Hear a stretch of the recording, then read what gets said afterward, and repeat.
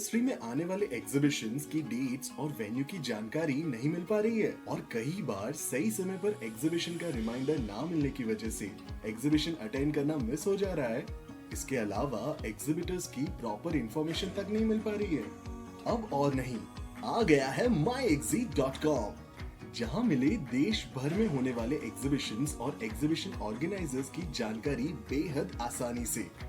इतना ही नहीं, MyExi के जरिए आप अपनी कैटेगरी की एग्जीबिशंस की सही जानकारी सही समय पर ईमेल और मैसेज नोटिफिकेशन के द्वारा प्राप्त कर सकते हैं और एग्जीबिशन डेटा डाउनलोड भी कर सकते हैं ताकि कोई भी गोल्डन अपॉर्चुनिटी हाथ से छूट ना जाए। आज ही लॉग इन कीजिए www.myexi.com।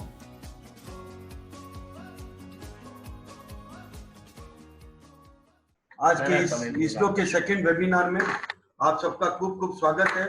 हमने देखा कि 2 महीने से ज्यादा का ये लॉकडाउन हमें जब पूरा इंट्रोस्पेक्शन करवा के एक नई लाइफ की तरफ जो हम आगे बढ़ना चाहते हैं, पूरा बिजनेस में हमने जो एक पूरी तरह से कंट्रोल रखा अपने आप को और अपने लेबर को मैनेजमेंट किया, आप सब ने जो एक सहकार दिया और build up India, rise up India के लिए आप जो एक वॉरियर की तरह आगे आए हैं, मैं आप सबका खूब खूब स्वागत करता हूं।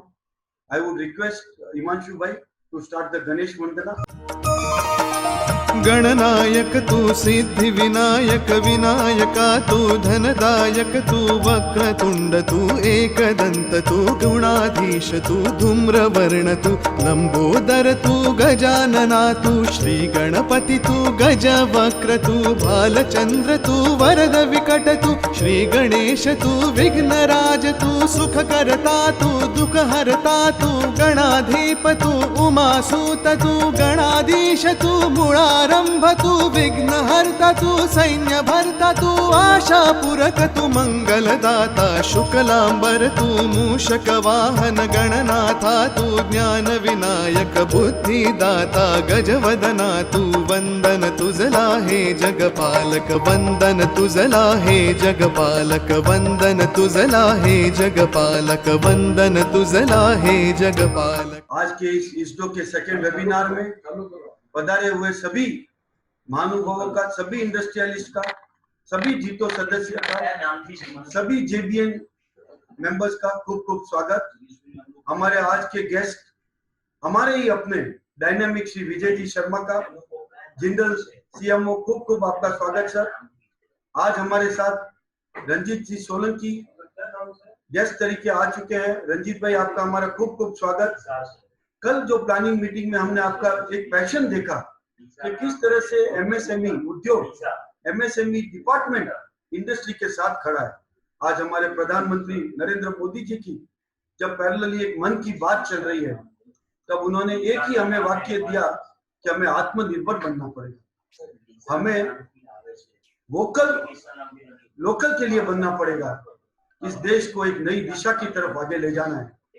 तो आज के ये जितने भी हमारे सब बिजनेस इंडस्ट्रियलिस्ट जो एक कर्मवीर है, आज की इस सभा में पधारे हैं, मैं आप सबका खूब खूब स्वागत करता हूं।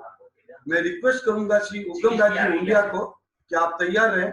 हमारे जीतो के चेयरमैन अहमदाबाद चैप्टर जिगीश भाई से निवेदन करता हूं कि आज के वेलकम स्पीच से हम शुरुआत करें। 133 पीपल ऑन टाइम रहने के लिए मैं आप सबका खूब खूब स्वागत और आपको वंदन करता हूं। आज की ये सभा विधिवत शुरू होती है। जिगीश भाई शाह, सेवी ग्रुप एंड हमारे अहमदाबाद के जीतो चेयरमैन, प्लीज जिगीश भाई।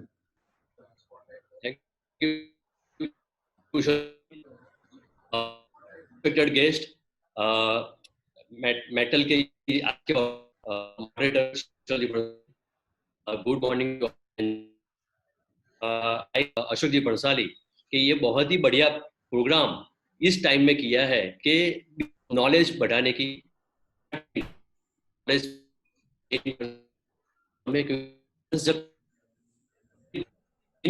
टाइम बहुत मिलता है, आपने टाइम का यूटिलाइज किया और अच्छे जीतो के सभी मेंबर्स को मिलेंगे और तो टाइम वापस आया है। बहुत ही अच्छी 3 करोड़ का MS डिक्लेयर किया। आशा करता हूँ कि जितना का थैंक यू जिगीश भाई फॉर बीइंग ऑन टाइम और हमें इतने प्रोत्साहन करने। मैं जस्ट एक छोटी सी बात कहने चाहूंगा कि जीतो ने कम्युनिटी सेवा के लिए right from first day tiffin सेवा स्टार्ट की। हमने म्युनिसिपल कॉर्पोरेशन को 15,000 से ज्यादा पीपी किट्स दी। हमने पुलिस डिपार्टमेंट में दवाइयां दी और इतनी बड़ी कम्युनिटी सेवा के लिए हमने एक कदम नया उठाया कि हमने 5 एम्बुलेंसेस जो भी एरिया में जाके उनकी सेवा हो ये पूरी तरह से ध्यान रखा। जिगीश भाई it was your dynamic leadership के 2 महीने में जो सेवा की और एक नए प्राण और अहमदाबाद को रिवाइव होने में शायद ये अहमदाबाद समाज आपको कभी नहीं आपके लीडरशिप को भूलेगा। Thank you for the great community सेवा। वेलकम हमारे सिडबी के गेस्ट श्री रंजीत कुमार साहब and everyone to be on this panel. Now I would request to start the seminar. Vijay साहब कि आपने पिछले 4 दिन से जो एमएसएमई लेवल के लिए उसको एक्टिवेट करने के लिए जो आपने इनपुट्स दिए और आपका और हमारा जो चिंतन चल रहा था आज की इस पूरी मीटिंग में what exactly how to restart how to rejuvenate stainless steel industries metal industries आप प्रकाश डालेंगे। हमारे साथ जीतो के बिजनेस इंडस्ट्रियलिस्ट है, हमारे साथ जेबीएन के बिजनेस इंडस्ट्रियलिस्ट है। सो आई वुड रिक्वेस्ट विजय जी कि आज की आपका ये वेबिनार आप स्टार्ट करेंगे। Thank you so much Vijay भाई। Thank you so much sir. Thank you इसदो। नमस्कार सबको। एक्चुअली जब आपसे बात हो रही थी कुशल भाई तो मुझे कुछ ऐसा भी एहसास हुआ कि जिस क्षेत्र में हम लोग लगे होते हैं कभी कभी उसकी इम्पोर्टेंस क्या है, सिग्निफिकेंस क्या है, वो हम लोग खुद ही शायद उसको थोड़ा सा मूल्यांकन नहीं कर पाते हम। तो सबसे पहले तो मैंने देखने की कोशिश की कि हम जो एमएसएमई में जो लोग जुड़े हैं वो देश के लिए, इकोनॉमी के लिए वो कंट्रीब्यूट क्या कर रहे हैं। उतना मैं इसके अंदर घुसता चला गया उतना मुझे एक्साइटमेंट बढ़ती चली गई। इनफैक्ट अभी एमएसएमई की परिभाषा में कुछ परिवर्तन हुआ है। उस परिवर्तन से पहले अगर मैं देखूं जो एमएसएमई के अंदर लोग जुड़े हैं वो जो कंट्रीब्यूट कर रहे हैं, आपको हैरानी होगी साहब, पुरानी परिभाषा से संबंधित अगर नंबर ऑफ एंटरप्राइज एमएसएमई में लूं मैं तो 633 लाख एंटरप्राइज भारत के अंदर एमएसएमई की कैटेगरी के अंदर आते हैं पुरानी परिभाषा से। अगर मैं कंट्रीब्यूशन की बात करूं 31% उसके अंदर मैन्युफैक्चरिंग में लगे हैं, बाकी वगैरह में लगे हैं। आज देश का जो एक्सपोर्ट्स हो रहा है उसका करीब 50% एक्सपोर्ट जो है ये एमएसएमई के उत्पादन के थ्रू जाता है। देश की 30% की जीडीपी जो है वो एमएसएमई कंट्रीब्यूट करता है। एग्रीकल्चर के बाद जो दूसरा सबसे बड़ा क्षेत्र एम्प्लॉयर है वो एमएसएमई है। 10% की ग्रोथ रेट से एमएसएमई चल रहा है, इसलिए एमएसएमई को बोलते हैं growth engine of the economy. तो मुझे ऐसा लगता है कि ये पूरा जो ग्रुप जो है एमएसएमई से ज्यादा संबंधित है। तो we should have 3 cheers for them. Everyone of us should clap. Give a big answer. Yes. Now, पहले एमएसएमई की एक पर्टिकुलर परिभाषा होती थी जो इन्वेस्टमेंट के बेस थी, जिसके अंदर वैल्यू एडिशन का थोड़ा सा महत्व कम दिया जा रहा था। I have understand that now other than the investment turnover से संबंधित कैटेगराइजेशन की गई है। जो सरकार का उसमें इंटेंट ये है कि ग्रोथ के लिए बेहतर है, प्रोग्रेसिव है और जीएसटी नेटवर्क से इससे थोड़ा ज्यादा अलाइंड है। लोगों को शायद पता होगा अब नई परिभाषा के अंदर माइक्रो वो है जिसका 1 करोड़ से कम इन्वेस्टमेंट है और 5 करोड़ से कम टर्नओवर है। स्मॉल वो है जिसका 10 करोड़ से कम इन्वेस्टमेंट है और 50 करोड़ से कम टर्नओवर है। और मीडियम वो है जिसका 20 करोड़ से कम इन्वेस्टमेंट है और 100 करोड़ से कम टर्नओवर है। तो इससे ये निकला है कि जो कल तक मैं कहता था कि हमारे स्टेनलेस स्टील के अंदर करीब 40% के आसपास लोग जो है एमएसएमई से संबंधित है, इस नई परिभाषा से अभी पूरा कैलकुलेशन करना पड़ेगा क्योंकि ये 5-7 दिन पुरानी खबर है। मुझे ऐसा लगता है कि अब स्टेनलेस स्टील के अंदर योगदान % जो है वो एमएसएमई का ही कंट्रीब्यूशन होने वाला है डाउनस्ट्रीम इंडस्ट्री के अंदर। तो मैं मानता हूं कि एमएसएमई का ये इतना बड़ा रोल है इस देश की इकोनॉमी को चलाने में, इंडस्ट्री को चलाने में और खासकर स्टेनलेस स्टील की इंडस्ट्री को चलाने में। तो we are doing a great job. Rather हमारी जैसी कंपनी आपकी बड़ी भारी है कि आपसे हमें इतना योगदान मिल रहा है और ऐसे इकट्ठे करेंगे तो और हम बढ़ कुछ अच्छा कर पाएंगे। टिपिकली एमएसएमई में, बिकॉज जैसा कि नाम से ही संबंधित है, ये थोड़ा सा छोटा स्केल है, काउंट ज्यादा हो सकता है और कंट्रीब्यूशन बहुत ज्यादा है, लेकिन काम करने का स्केल जो है वो थोड़ा छोटा है। तो टिपिकली इवन जब कोरोना नहीं भी था तब भी ये इंडस्ट्री कुछ चैलेंजेस से गुजरती आई है, जो ब्रॉडली ये है कि एडिक्वेट और टाइमली एक्सेस टू फाइनेंस किस तरीके से मिलेगा, काम किस तरीके से करेंगे, उसमें थोड़ी सी दिक्कत रही है। कुछ लेबर इंटेंसिव ज्यादा रही काफी एरिया, तो टेक्नोलॉजी के गैप्स रहे, ऑब्सोलीट टेक्नोलॉजी के साथ हम लोग काम करते चले रहे। रेगुलेटरी कंप्लायंसेस के अंदर भी जब काम करने का तरीका छोटा होता है, प्रोफेशनल कम होते हैं, एक ही एंटरप्रेन्योर मार्केटिंग भी देखते हैं, प्रोडक्शन भी देखते हैं, परचेज भी देखते हैं, तो इस तरीके की कंप्लायंस जैसी चीजों में nobody can be omnipresent, nobody can be specialist of all the areas of a company, तो इसकी दिक्कत रही है। और जो स्केल से संबंधित प्रॉब्लम्स रहती हैं वो तो खैर रहता ही है कि अगर कम बनाते हैं तो इकोनॉमी ऑफ स्केल जैसी चीजें नहीं होती हैं। तो एमएसएमई के साथ ये बड़ी टिपिकल से चैलेंजेस रहे हैं। कोरोना ने इसको और थोड़ा सा बढ़ा दिया, लेबर का चैलेंज और बढ़ गया, कि जैसे अभी हम ऑफलाइन बात कर रहे थे, स्किल लेबर का चैलेंज शुरू से ही था और अब लेबर का चैलेंज एक एडिशनल हो गया, स्किल भी नहीं है और लेबर भी नहीं है। कंप्लायंसेस स्पेसिफिकली अपनी हेल्थ को देखने के लिए जो कंप्लायंसेस करने हैं, आपने देखा होगा कल ही होम मिनिस्ट्री का जो नया सर्कुलर आया है, सबको जो खोलना चाह रहे हैं, इंटेंशन बहुत अच्छी है, लेकिन अगर हम एनेक्सर 2 देखते हैं, उसके अंदर ऑफेंसेस एंड पेनल्टीज के ऊपर 2 एरियाज हैं। सब कुछ अच्छा पढ़ने की कोशिश करते हुए जब अंत की तरफ जाते हैं तो डिजास्टर मैनेजमेंट एक्ट 2006 और इंडियन पीनल कोड 1860 के तहत जो उन्होंने हमें वर्ड ऑफ कॉशन दिया है, उससे घबराहट भी होने लग जाती है। तो एक छोटा सेटअप जो स्ट्रगल कर रहा है वो इस सब चीजों को कैसे कर पाएगा, ये एक हमारे लिए थोड़ा सोचने की दिक्कत है। इसके अलावा जो हम लोग कैश फ्लो से संबंधित चैलेंजेस में गुजरते रहे हैं, वो कोरोना के चलते हुए कैश क्रंच, इन्वेंट्री, वो सारी चीजों का जो दिक्कत है वो ऑलरेडी बढ़ गई है। अभी दिक्कतें यहाँ खत्म नहीं हुई हैं क्योंकि अनसर्टेनिटीज अभी भी चल रही हैं। एक तरफ हम अनलॉक 1.0 की बात कर रहे हैं, तो उसी अखबार के अंदर यस्टरडे वाज द हाईएस्ट, वो नंबर भी आ रहा है। तो इसका मतलब ये है डिस्पाइट ऑफ दीज अनसर्टेनिटीज हमें कोरोना के साथ जीना सीखना है और सेहत के साथ साथ इकोनॉमी के लिए भी हमें कुछ करना है। ये एक बड़ा ही डिफिकल्ट सा ट्रेपीज आर्टिस्ट वाला काम है, दोनों काम करने हैं। अनसर्टेनिटीज अभी भी बहुत है। इकोसिस्टम के अंदर इकोनॉमिक कौन सी एक्टिविटी अभी आगे चलेगी, कौन सी सेगमेंट तेजी पकड़ेगी, कौन सी नहीं पकड़ेगी, उसके अलग अलग विचार हैं। पर एक चीज तो बड़ा पक्का है कि कोई भी फोरकास्ट करने में समर्थ बिल्कुल नहीं है, क्योंकि ऐसी चीज के लिए कोई पास्ट एक्सपीरियंस किसी के पास नहीं था और कोई भी पुराने रूल आज नहीं चल रहे हैं। सरकार भी स्ट्रगल कर रही है, हम सब लोग स्ट्रगल कर रहे हैं, तो हमें रास्ते निकालने हैं। इस बीच एक मैं इस पैनल के बारे में कहना चाहता हूँ, रंजीत जी हैं, सोलंकी साहब हैं, मिश्रा साहब हैं, इस फोरम को इससे बेहतर पैनल नहीं मिलेगा। सरकार ने कुछ अनाउंसमेंट्स की हैं, बहुत ही इंटरेस्टिंग है। मैं पर्सनली एक्साइटेड हूँ, जबकि जनरल कम्युनिटी जो है वो बहुत मिक्स भावनाओं के साथ चल रही है कि क्या हमें फायदा भी हो रहा है कि नहीं हो रहा। सरकार ने जो किया, ये मतलब आज हमें कैश चाहिए था, सरकार हमें कुछ आगे के लिए कुछ दे रही है, तो इसके अंदर बड़ा सारा कंफ्यूजन सा है, भ्रम सा है कि सरकार ने इतना अनाउंसमेंट भी किया, लेकिन हुआ क्या, हमें उसका क्या मिला।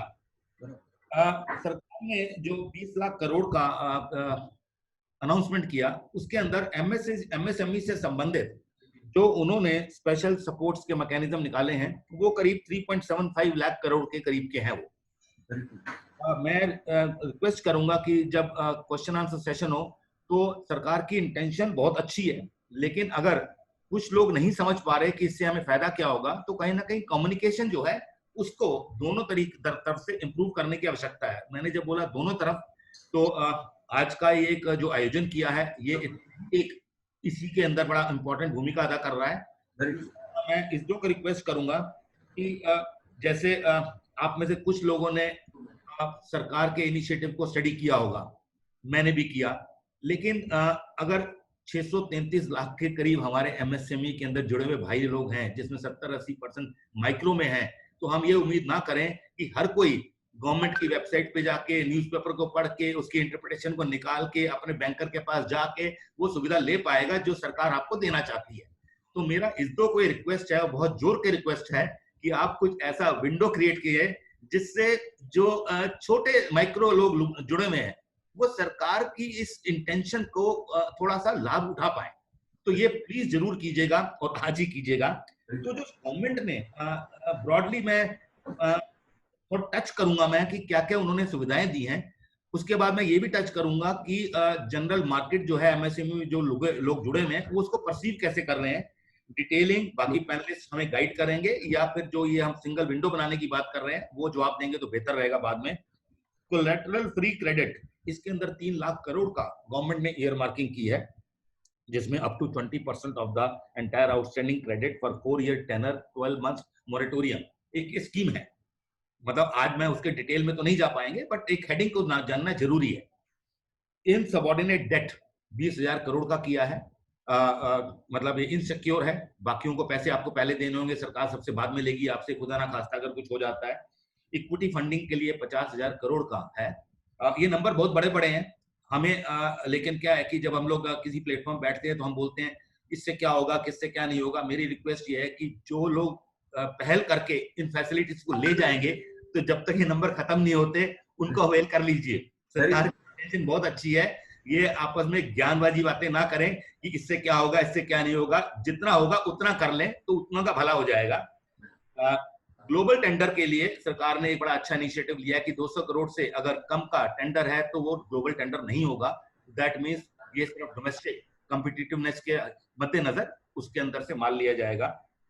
गवर्नमेंट के जो ड्यूज हैं वो 45 दिन में देने की बात थी। कमीशन साहब भी हमारे साथ होंगे, he should give us more confidence कि एटलीस्ट गुजरात के जो गवर्नमेंट के ड्यूज हैं वो सबको अपने 45 दिन के अंदर मिल जाए, और जो नई डेफिनेशन है उसके मद्देनजर एडवांटेज होगा। तो एक तरफ हम बात कर रहे हैं कि सरकार ने इतना अच्छा एक प्रावधान किया है, इसके साथ ही साथ मैं अपने को पैनलिस्ट साहब को ये भी मैसेज देना चाहूंगा। एक रिसेंटली एक सर्वे किया गया which was post this package announcement of 12th of May. इस सर्वे में क्या निकल के आया कि जो एमएसएमई के लिए मेगा स्कीम्स जो आई हैं उसमें 29% लोग ये बोलते हैं कि उनको लगता है कि इससे उनका फायदा होगा, 43% बोलते हैं कि नहीं फायदा नहीं होगा, और 28% बोलते हैं कि हमें समझ नहीं आ रहा। इसमें मल्टीपल लर्निंग्स हैं। 29 को अगर लग रहा है तो इसका मतलब कहीं फायदा तो है, और जिनको समझ नहीं आ रहा कि फायदा है कि नहीं है, इसका मतलब फायदा बताने के अंदर कहीं ना कहीं कम्युनिकेशन का गैप है। तो वो कहीं गवर्नमेंट भी इंप्रूव करेगी, कोई हम भी करेंगे, जैसे आज आपने इनिशिएटिव लिया है। तो point here is her scheme के अंदर कुछ अच्छाई जरूर है, तो उसको बेटर तरीके से इंटरप्रेट करके उस अच्छाई को निकाल लें तो हमारा बेहतर रहेगा।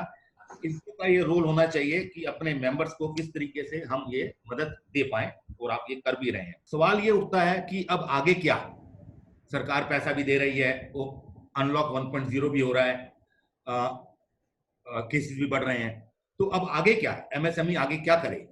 और एमएसएमई की कंट्रीब्यूशन सभी लोग रिकॉग्नाइज भी कर रहे हैं। मई के अंदर तो एमएसएमई के ऊपर अगर आप गूगल करके देखेंगे इतनी ज्यादा कवरेज है, तो it gives a big confidence also कि गवर्नमेंट रिकॉग्नाइज कर रही है कि एमएसएमई देश के लिए क्या क्या कर रहा है।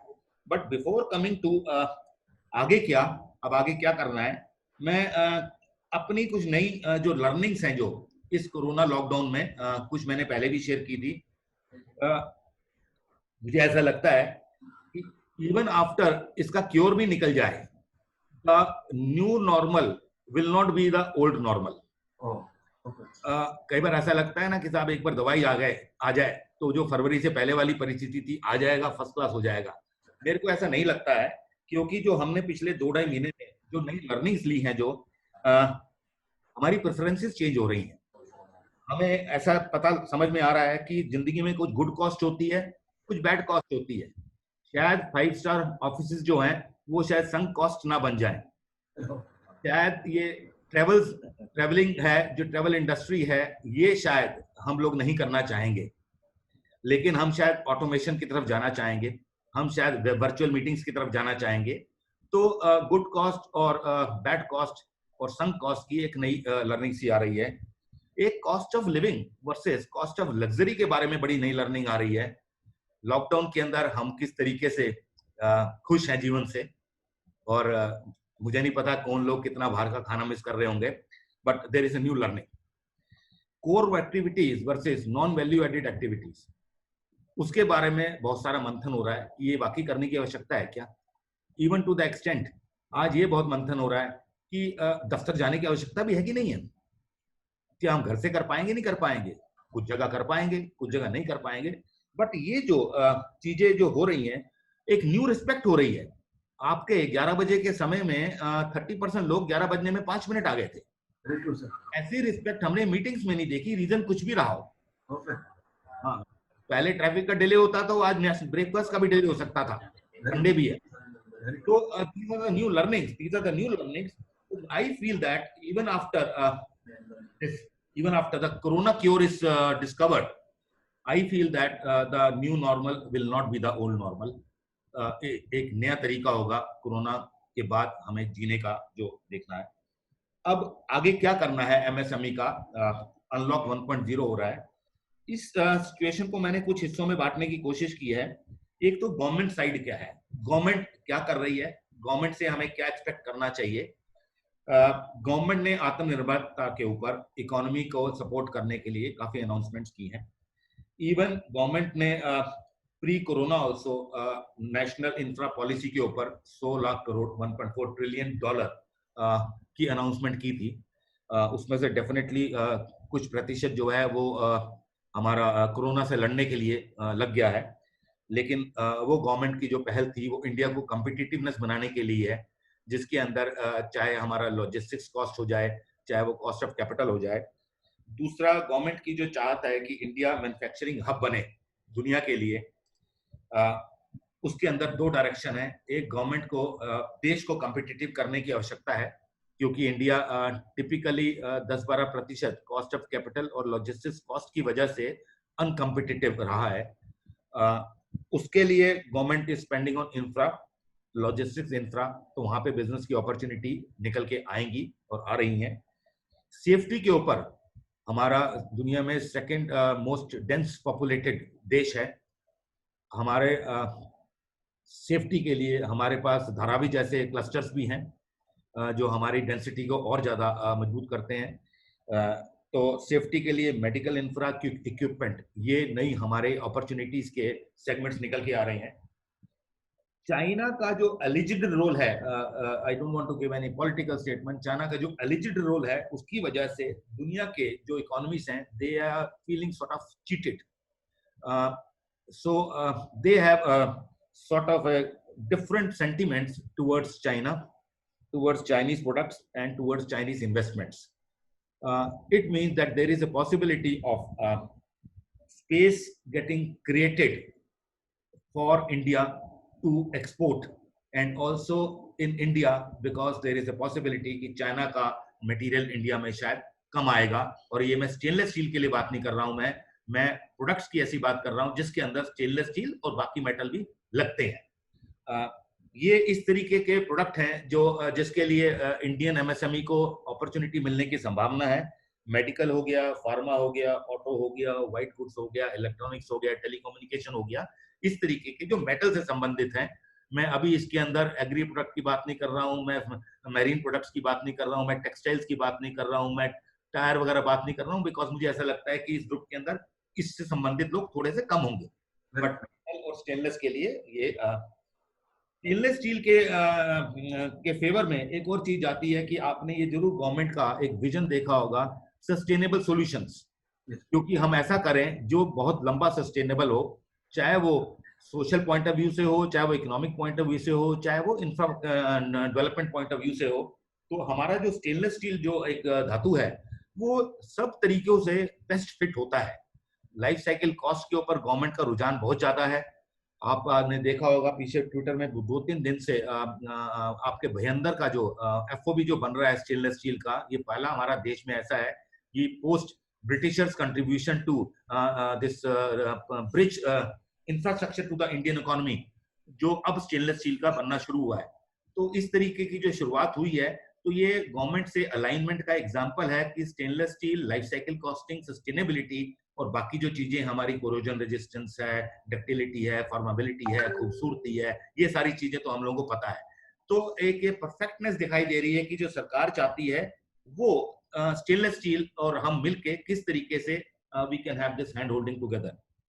अब सरकार के इनिशिएटिव से अपॉर्चुनिटी हमें दिख रही है, लेकिन चाइना जो स्पेस क्रिएट कर रहा है वो अपने आप हमारे पास नहीं आएगा, बिकॉज चाइना अगर कॉम्पिटिटिव था, एक तो जैसे मैंने आपको बोला कि कॉस्ट ऑफ कैपिटल और लॉजिस्टिक्स कॉस्ट की वजह से मेड इन इंडिया जो है 10-12% नॉन कॉम्पिटिटिव हो जाता है। इसके अलावा भी कुछ चीजें हैं जो चाइना के फेवर में जाती हैं, और आजकल जो लेबर का चाहे वो स्किल है या लेबर की अवेलेबिलिटी है, उसकी वजह से भी हम थोड़े से बैकफुट पे चल रहे हैं।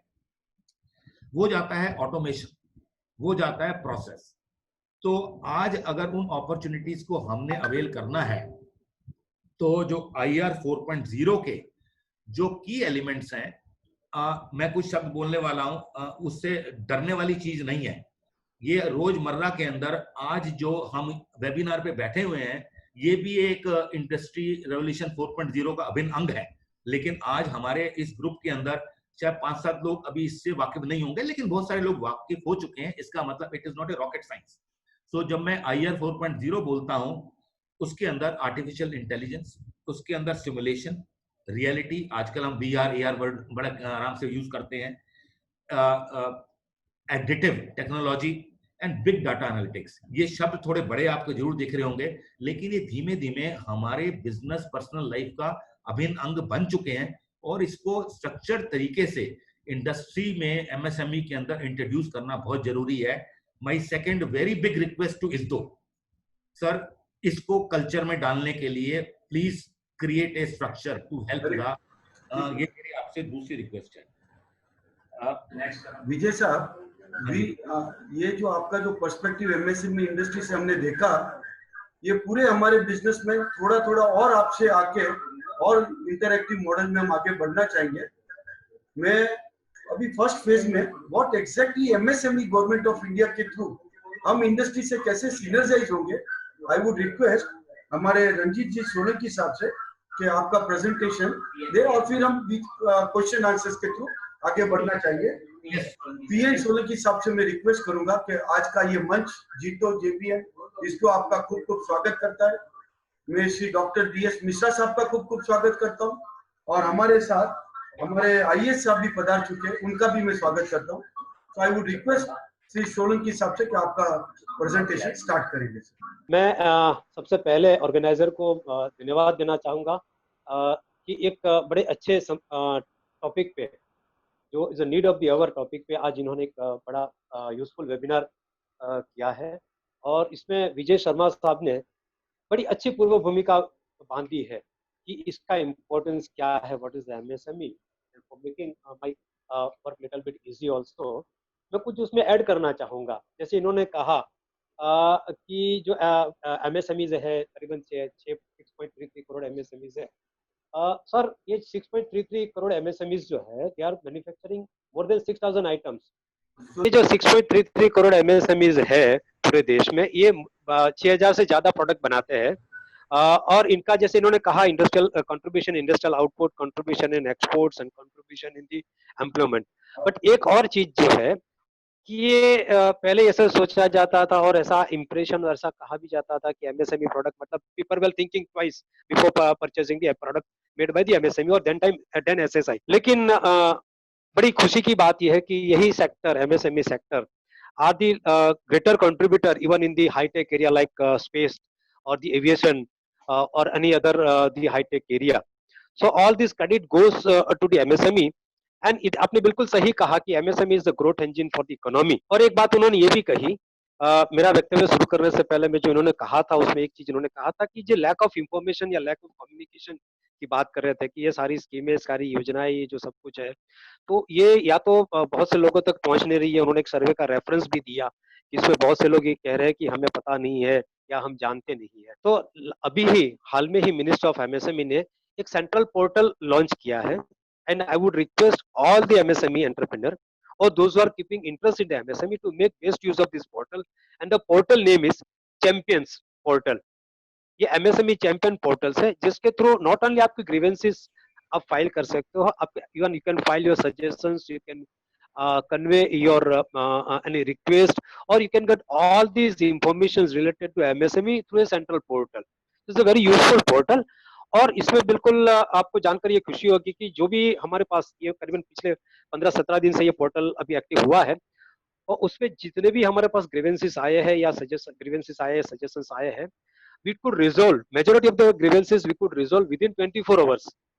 So this is the preparedness we have from our Minister of MSME side. और इन्होंने एक बिल्कुल बात सही कही कि now the scenario, post COVID scenario and pre COVID scenario is little bit different.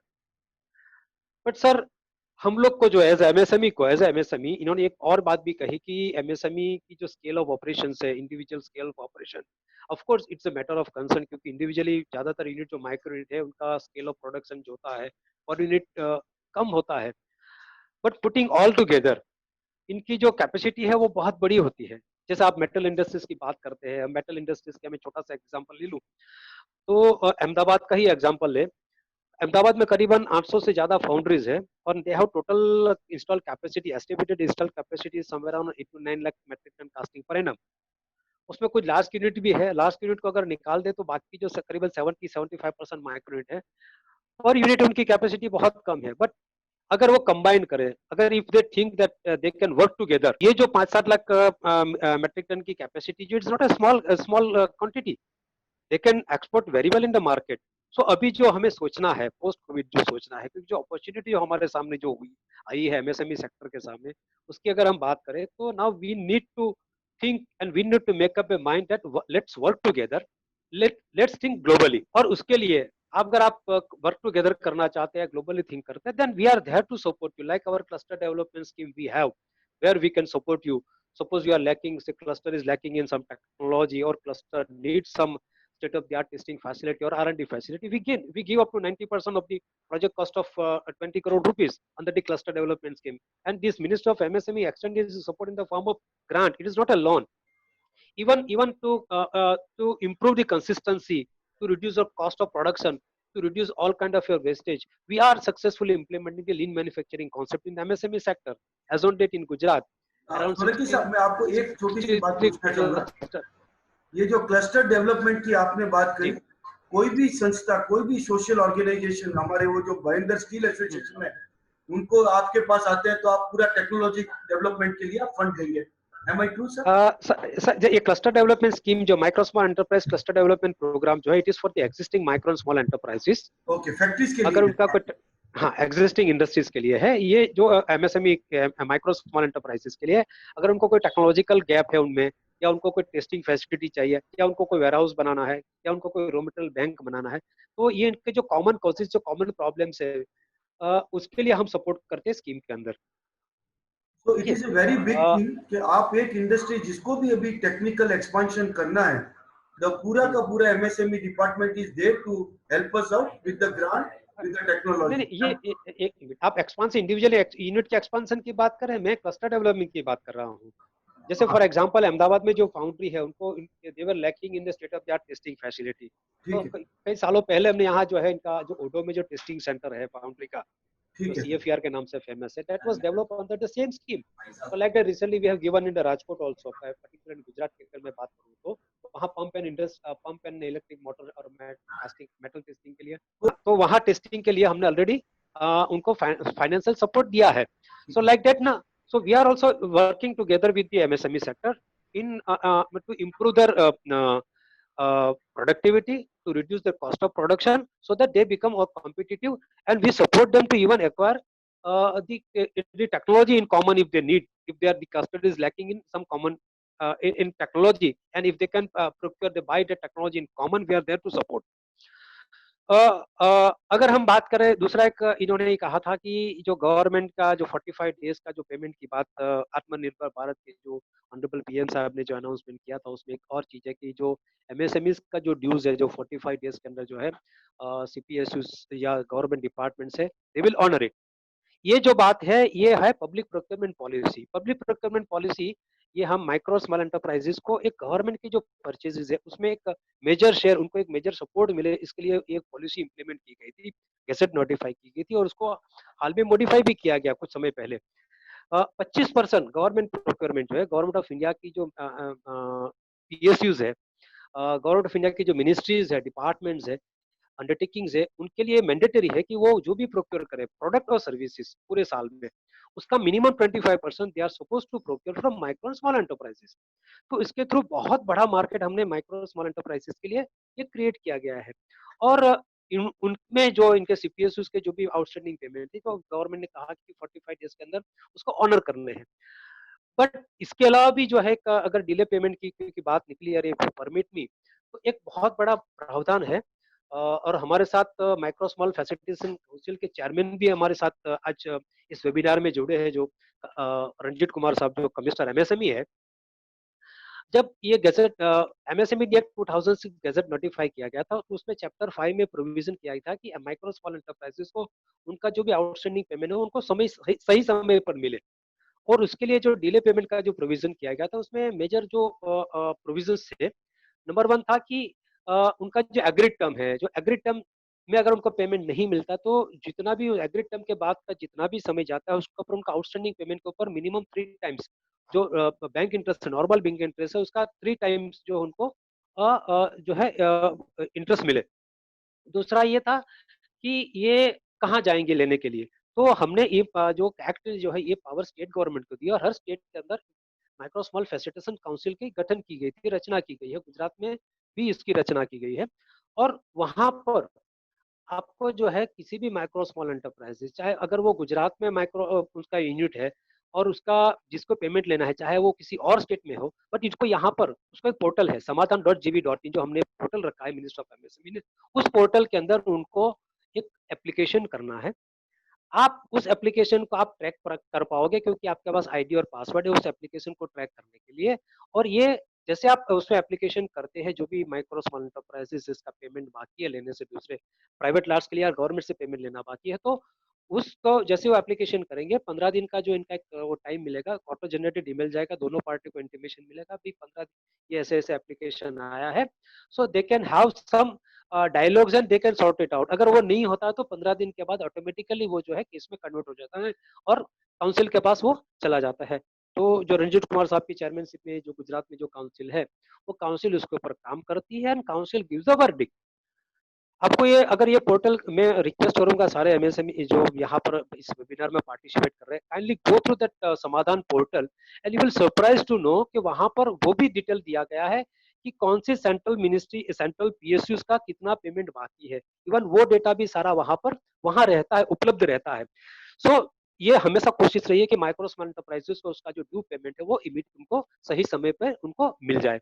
और उसके लिए और एक प्रावधान किया गया है, जैसे ये जो है समाधान पोर्टल है, वैसा ही गवर्नमेंट ऑफ इंडिया ने एक गैजेट नोटिफाई भी किया है कि जो भी लार्ज स्केल यूनिट है उनको ट्रेड प्लेटफॉर्म पे आना है।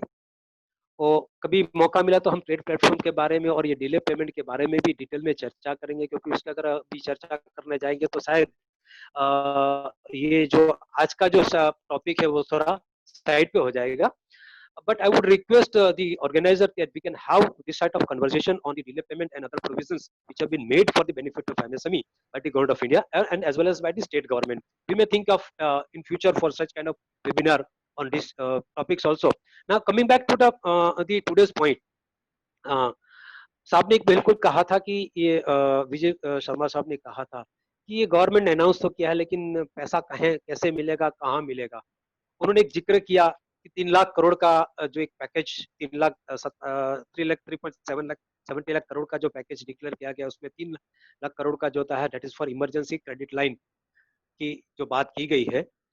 मैं थोड़ा सा इंफॉर्मेशन देना चाहूंगा एक आत्मनिर्भर भारत में जो एमएसएमईज के लिए जो अनाउंसमेंट किया गया है, मैं उसके ऊपर ही सीधा आता हूँ। ये अनाउंसमेंट ने हम लोगों को इतना सा प्रोत्साहित किया है और we have got a new blood into that. आपके अनाउंसमेंट की हम राह देख रहे हैं, how do we get to that? नहीं अनाउंसमेंट तो ऑनरेबल पीएम साहब ने किया था, गवर्नमेंट ने ऑलरेडी अनाउंसमेंट कर दिया है। मैं उसी को ही थोड़ा सा आपको फिर से दोहरा रहा हूँ जो आत्मनिर्भर भारत में एमएसएमईज के लिए जो अनाउंसमेंट किए गए उसमें से जो कुछ कुछ जो अनाउंसमेंट है उसकी जो अगर मैं बात करूं तो एक था 3 लाख करोड़ का collateral free automatic loan for business for business and MSME enterprises के लिए। एक दूसरा था कि 20,000 करोड़ का subordinate debts for the MSMEs, 50,000 crore का equity infusion through MSME fund और एमएसएमईज की डेफिनेशन चेंज की गई है। ग्लोबल टेंडर 200 करोड़ तक का जो ग्लोबल टेंडर की बात की गई है और अदर इंटरवेंशंस की भी बात की गई है। तो आप जो कल से मैं जो सुन रहा हूँ या आपके बाकी मेंबर से भी कुछ लोगों से इंटरेक्शन हुआ है, so people are more interested to know about this 3 lakh crore का जो मेन जो announcement that is emergency credit line.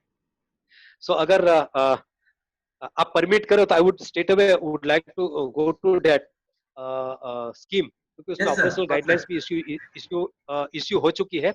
और मैंने जैसे कल कहा था कि ये दोनों प्रेजेंटेशन और डिटेल गाइडलाइंस जो है मैं एसोसिएशन को मेल कर दूंगा, so that you can share the detail guidelines even FAQs and the presentations with the today's participant and others those who are keeping interest in this। तो ये जो 3 लाख करोड़ का कोलेटरल फ्री ऑटोमेटिक लोन की अगर बात करें तो उसका जो नाम है that is emergency credit line guarantee scheme. और ये जो स्कीम है that is a guaranteed emergency credit line है, GECL है। इसमें 100% गारंटी कवरेज जो है ये पर्पस है कि लोन का ये पर्पस है और इट्स अप्रूव्ड। ये जो मिलेगा किसको कैसे होगा, तो shall be pre approved sanction limit up to 20% of loan outstanding as on 29 February 2020 to eligible borrowers. अब एलिजिबल बोरोवर्स कौन है, तो eligible borrowers means all business enterprises, MSME institutions borrower accounts with the outstanding loan up to 25 crore as on 29 February 2020 and annual turnover up to 100 crores during the financial year 2019-20। अगर आप कहेंगे कि बहुत से लोगों का हो सकता है कि ऑडिटेड बैलेंस शीट 1920 की नहीं बनी हो, एक अप्रियंसन होगा या बहुत से लोग के मन में ये भी होगा, तो इसके लिए भी प्रावधान किया गया है कि in case the accounting year for 1920 year had to be audited finalized, the MLI may rely upon the borrower's declaration of turnover। तो जो भी borrowers है वो डिक्लेरेशन देके उसके ऊपर जो lending institutions है they may rely upon, ये स्कीम की गाइडलाइंस में ये प्रोविजन किया गया है। And this scheme is for the existing customer, ठीक है। और ये स्कीम जो है ये प्रधानमंत्री मुद्रा योजना में भी अगर कोई एग्जिस्टिंग है बोरोवर है तो उनके लिए भी ये एप्लीकेबल है। और उसमें 100% गारंटी कवरेज जो है इसके लिए जो ट्रस्टी कंपनी बनाई गई है वो ट्रस्टी कंपनी जो है इंस्टीट्यूशन फाइनेंशियल इंस्टीट्यूशंस को दे विल एक्सटेंड करेंगे। तो इसके लिए जो ट्रस्टी कंपनी बनाई गई है वो उसके बारे में तो आप सबको पता ही होगा। ये मिनिस्टर ऑफ फाइनेंस ने ऑलरेडी बनाई है। और इसका स्कीम का ड्यूरेशन क्या है, तो स्कीम का जो ड्यूरेशन है the scheme would be applicable to all loan sanctioned under GECL during the period from the date of issue of these guidelines by NCGTC to 31/10/2020 31 अक्टूबर 2020 तक, और till an amount of rupees 3 lakh crore is sanctioned under GECL whichever is earlier। विजय साहब ने कहा था कि जो पहले बस पकड़ेगा, शर्मा साहब आपने यही कहा था कि जो पहले कैच होल्ड करेगा, तो इसमें यही है कि अगर ये 3 लाख करोड़ अगर पहले एग्जॉस्ट हो जाते हैं तो वो पहले ये स्कीम खत्म हो जाएगी या 31 अक्टूबर 2020 तक ये स्कीम लागू है। एलिजिबल बोरोवर की जो मैंने जैसे बात कही, तो इसमें एक और जो गाइडलाइंस में क्लैरिफिकेशन दिया गया कि all borrower which have not been classified as SME2 और NPA by any MLS on 29 February 2020 will be eligible for the scheme। और जो NPA है या SME2 है वो इसके लिए एलिजिबल नहीं है। और जो बिजनेस एंटरप्राइज MSME बोरोवर है they must be registered with the GST, जहाँ मैंडेटरी है। और कंडीशन वहां जहां GST मैंडेटरी नहीं है वहां ये कंडीशन अप्लाई नहीं है। और इसमें अगर आप रीपेमेंट कोई बोरोवर अगर जल्दी रीपेमेंट करना चाहता है तो इसके लिए कोई रीपेमेंट का कोई एडिशनल चार्जेस बैंक जो है MLI है वो चार्ज नहीं कर पाएगी। और इसमें कितना मिलेगा, तो आपका मान लीजिए बहुत से यूनिट एंटरप्राइजेस ऐसे हो सकते हैं कि जी एक या दो नंबर मतलब more than number of bank से वो कर रहे हैं, किसी एक बैंक से या किसी कोई 2 बैंक से या कोई 3 बैंक से उनका लोन है, तो इसमें सारे जो लोन होंगे वो सबको क्लब किया जाएगा, और अगर वो 25 करोड़ से ऊपर है तो एलिजिबल नहीं बनते हैं, 25 करोड़ से नीचे है तो एलिजिबल बनते हैं। और इसमें बहुत ये टेबल अगर आप गाइडलाइंस में देखोगे तो वेरी क्लियर है कि सबका करके 20% गिना जाएगा, that is the maximum limit. अगर आप किसी एक्स बैंक 3 बैंक से डील कर रहे हैं और किसी उसमें से किसी एबीसी में से कल आप सिर्फ पर्टिकुलर बी बैंक से ही ये 20% लेना चाहते हैं, इन दैट केस बाकी की जो ए और सी बैंक है उनको नो ऑब्जेक्शन देना पड़ेगा। अगर बी से ही लेना चाहते हैं और बी ने जो आप जो सैंक्शन किया है, आपकी जो एग्जिस्टिंग लोन है 29 फरवरी 2020 को, उसका 20% तक वो आपसे ले रहे हो, तो उस केस में उनको कोई नो ऑब्जेक्शन सर्टिफिकेट बाकी बैंकों से लेना नहीं है। इंटरेस्ट रेट, डेफिनेटली आप जो है इंटरेस्ट रेट के बारे में जानना चाहेंगे, तो इंटरेस्ट रेट के लिए लिखा है कि banks and financial institution lending rate link to one of the external benchmark rate prescribed by RBI plus 1% subject to maximum 9.25% per annum. ये इसका इंटरेस्ट रेट है। For non banking finance corporation interest rate on GCL shall not exceed 14% per annum.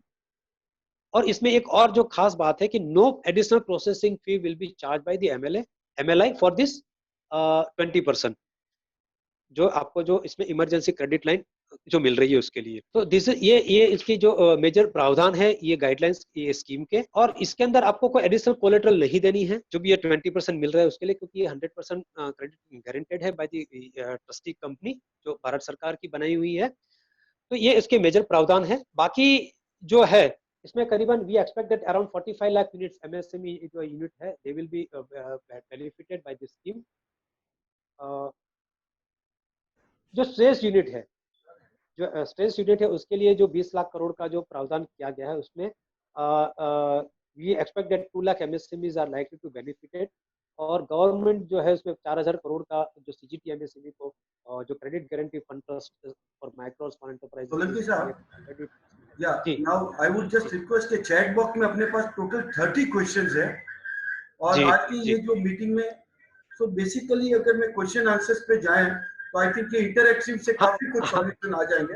हाँ, but उससे पहले मैं आपसे ये एक विनती करना चाहूंगा कि हमारे पास बैंकर्स भी है, क्योंकि एक्चुअली जो ये इम्प्लीमेंट किया जाएगा बैंक के द्वारा इम्प्लीमेंट किया जाएगा, तो हमारे पास सिडबी भी है, तो हम सिडबी को भी सुन ले ताकि बहुत से क्वेश्चंस का ऑटोमेटिकली जो है उनको आंसर मिल जाएगा। उसके बाद अगर कोई क्वेश्चंस है तो we can definitely take up that questions, कोई इशू नहीं है उसमें।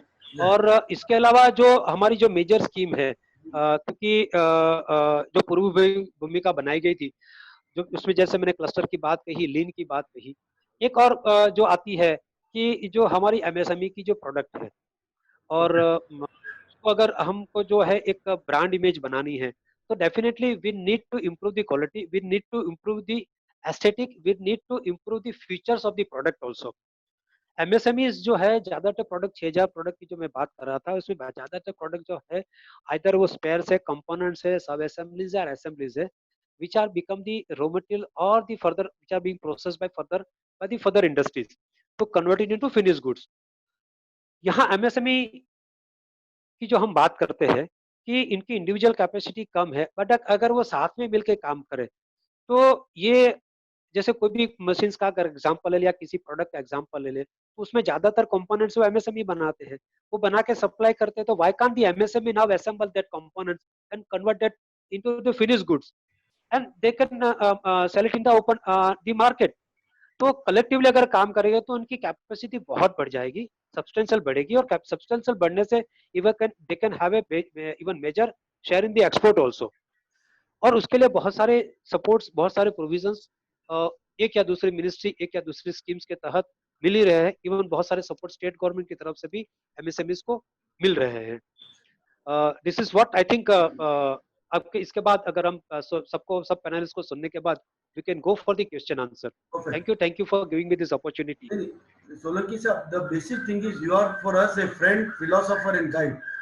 हमारे साथ जितने भी, मैं उनसे रिक्वेस्ट करूंगा कि अगर आपको कभी भी पर्सनल मिलना है, अब हमारा एक ऐसा रैपो हो गया कि it has become an extended family, तो we'll be glad to connect you to Solanki जी, और अपने इंडस्ट्री को हम आगे ले जाए। और सोलंकी साहब anytime एक प्रॉपर टाइम बिल्कुल, लेकर anytime. दे सकते हैं। सो और बिल्कुल, पर्सनली anytime, भी अपने sir. अपने इश्यूज रिजॉल्व कर सकते हैं। थैंक यू सोलंकी साहब। बिल्कुल, बिल्कुल. Yeah, Anytime, and I would be more than happy to support any MSMEs. या मैं खाली बीच में ऐसे एग्जांपल 2 क्वेश्चंस ले रहा हूँ, फिर हम सिडबी मिश्रा जी, साहब को सुनेंगे, पर उस बीच जी, थोड़ा सा जी, क्वेश्चन आंसर लेके उसको लाइव बनाना चाहता हूँ। आई वुड जी, रिक्वेस्ट जी, विनय बिल्कुल, जी, बिल्कुल, who is the बिल्कुल, president of the induction association, विनय जी आप थोड़ा सा बताएंगे कि कैसे आपके क्वेश्चंस है। विनय जी जैन फ्रॉम आशुतोष जानकी इंडस्ट्रीज। विनय भाई। Just a minute, sir. Just a minute. You have, sir. हाँ जी. You are not audible. Hello. या he is coming, he is आप विनय भाई का क्वेश्चन है, विनय भाई बोलिए सर।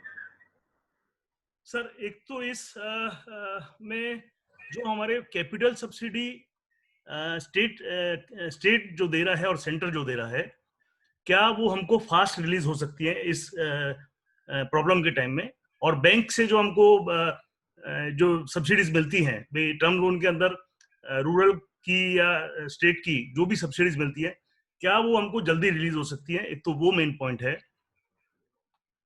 और दूसरा, जो इंपोर्ट में हमको डैमेजेस काफी ज्यादा लग रहे हैं, उसके अंदर हमको रिलैक्सेशन एक सर्टेन टाइम के बाद नहीं मिला है, and that damages are very high. उसमें कोई हमको एमएसएमई की तरफ से कोई हेल्प मिल सकता है, तो वो एक रिक्वायरमेंट है।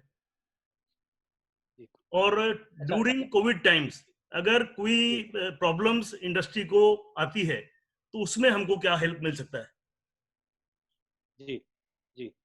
ओके. आपका पहला सवाल था कि आपकी जो credit link capital subsidy scheme की आप बात कर रहे थे, हाँ जी। If I am not wrong, credit link capital subsidy जो आपको, अगर आप फाउंड्री इंडस्ट्रीज है, आपने इन्वेस्टमेंट इंडक्शन फर्नेस लिया है, which is included in this credit link capital subsidy scheme. Credit link capital subsidy scheme कुछ समय के लिए बीच में, एक्चुअली क्या होता है, जो भी स्कीम बनती है उसका एक स्पेसिफिक टाइम होता है. स्पेसिफिक टाइम के बाद उसका बाद में फिर एक्सटेंशन करने के लिए या उसको रीस्टार्ट करने के लिए एक उसकी अगेन अप्रूवल की एक प्रोसीजर होती है. सो कुछ समय के लिए उसमें सीएलसीएसएस के लिए जो था कुछ इश्यूज थे या वो था, लेकिन अभी वो सारे इश्यूज क्लियर हो चुके हैं. फिर भी अगर कोई स्पेसिफिक केस है तो please bring it in our notice and we can definitely take up that issue with our headquarter. तो इसमें अभी ऐसा कोई नहीं है, क्योंकि जो भी सब्सिडी उसमें बाकी थी वो सारी क्लियर हो चुकी है. फिर भी अगर कोई केस हो तो आप हमें जरूर बताइए. और जो कैपिटल इन्वेस्टमेंट सब्सिडी की आप बात करें, वो स्टेट गवर्नमेंट की जो बात कर रहे हैं, तो रंजित कुमार साहब हमारे साथ है, कमिश्नर एमएसएमई. तो स्टेट गवर्नमेंट की जो सब्सिडी की बात है, तो उसके लिए आप उनसे भी सवाल ये कर सकते हैं. सवाल बाकी एमएसएमई को क्या सपोर्ट मिल सकता है. सर आप ये समझ के चलिए कि आपकी जो भी कोई प्रॉब्लम है, अगर एमएसएमई की कोई भी प्रॉब्लम है, please bring in our notice. Will try to help you out to the extent possible. और हमारे ये जो चैंपियन पोर्टल का पर्पज यही है कि जो भी कॉमन प्रॉब्लम्स है, ऐसा कुछ भी, इवन आपके सजेशंस भी हो एमएसएमई के लिए, तो आप उसके थ्रू हमें बिल्कुल सपोर्ट कर सकते भेज सकते हैं. और इमीडिएटली, क्योंकि इसको ट्रैक किया जाता है कि किस ऑफिसर के पास या किस ऑफिस के पास कितने समय से ये है. सो जैसे मैंने शुरू में कहा था कि जो भी हमारे पास ग्रीवेंसेस आई है, ये करीबन 17 दिन से चैंपियन पोर्टल भी इम्प्लीमेंट हुआ है, तो जो भी ग्रीवेंसेस आई है, majority grievance we could result out within इन 24 आवर्स. तो आप समझ सकते हो कि हम लोग कितने प्रॉम्प्ट है. ठीक है. और हमारा काम ही है basically what MSME development institute और office of the development commissioner MSME do. Basically, we develop the policy for the MSME, our headquarter organization Seoul.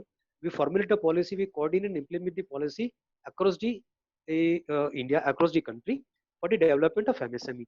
And we support the different organizations also. Of course, we are not in direct funding, direct finance, but our funding schemes are being routed through the different banks, routed through the banks like CDB or any other banks. And equally, we work equally with the state government also for the development of the MSME sector. So विनय भाई, मेरी आपसे एक ही request है कि अगर आप कुछ specific cases सीएलसीएसएस का, तो प्लीज हमें आप बताइए, हमारे ध्यान में लाइए, और हम डेफिनेटली आपको सपोर्ट करने की पूरी कोशिश करेंगे. ठीक है. एक छोटा सा क्वेश्चन और है सर. एमएसएमई को एनसीएलटी में भी कुछ सपोर्ट मिले, जहां प्राइवेट लिमिटेड और लिमिटेड कंपनीज है, वो मैटर्स तो एनसीएलटी में जा सकते हैं, लेकिन जो कंपनीज प्राइवेट लिमिटेड या लिमिटेड में नहीं आती हैं, वहाँ प्रॉब्लम है. वहां अगर कोई हमारा बायर पेमेंट नहीं कर रहा है तो उसमें कोई सपोर्ट हमको नहीं मिल रहा सर। नहीं, आपका मैंने कहा ना कि समाधान.gov.in ये जो पोर्टल है उसमें आपने अप्लाई किया है? आपका जो भी आउटस्टैंडिंग पेमेंट का जो इश्यू है उसमें आपने किया है sir?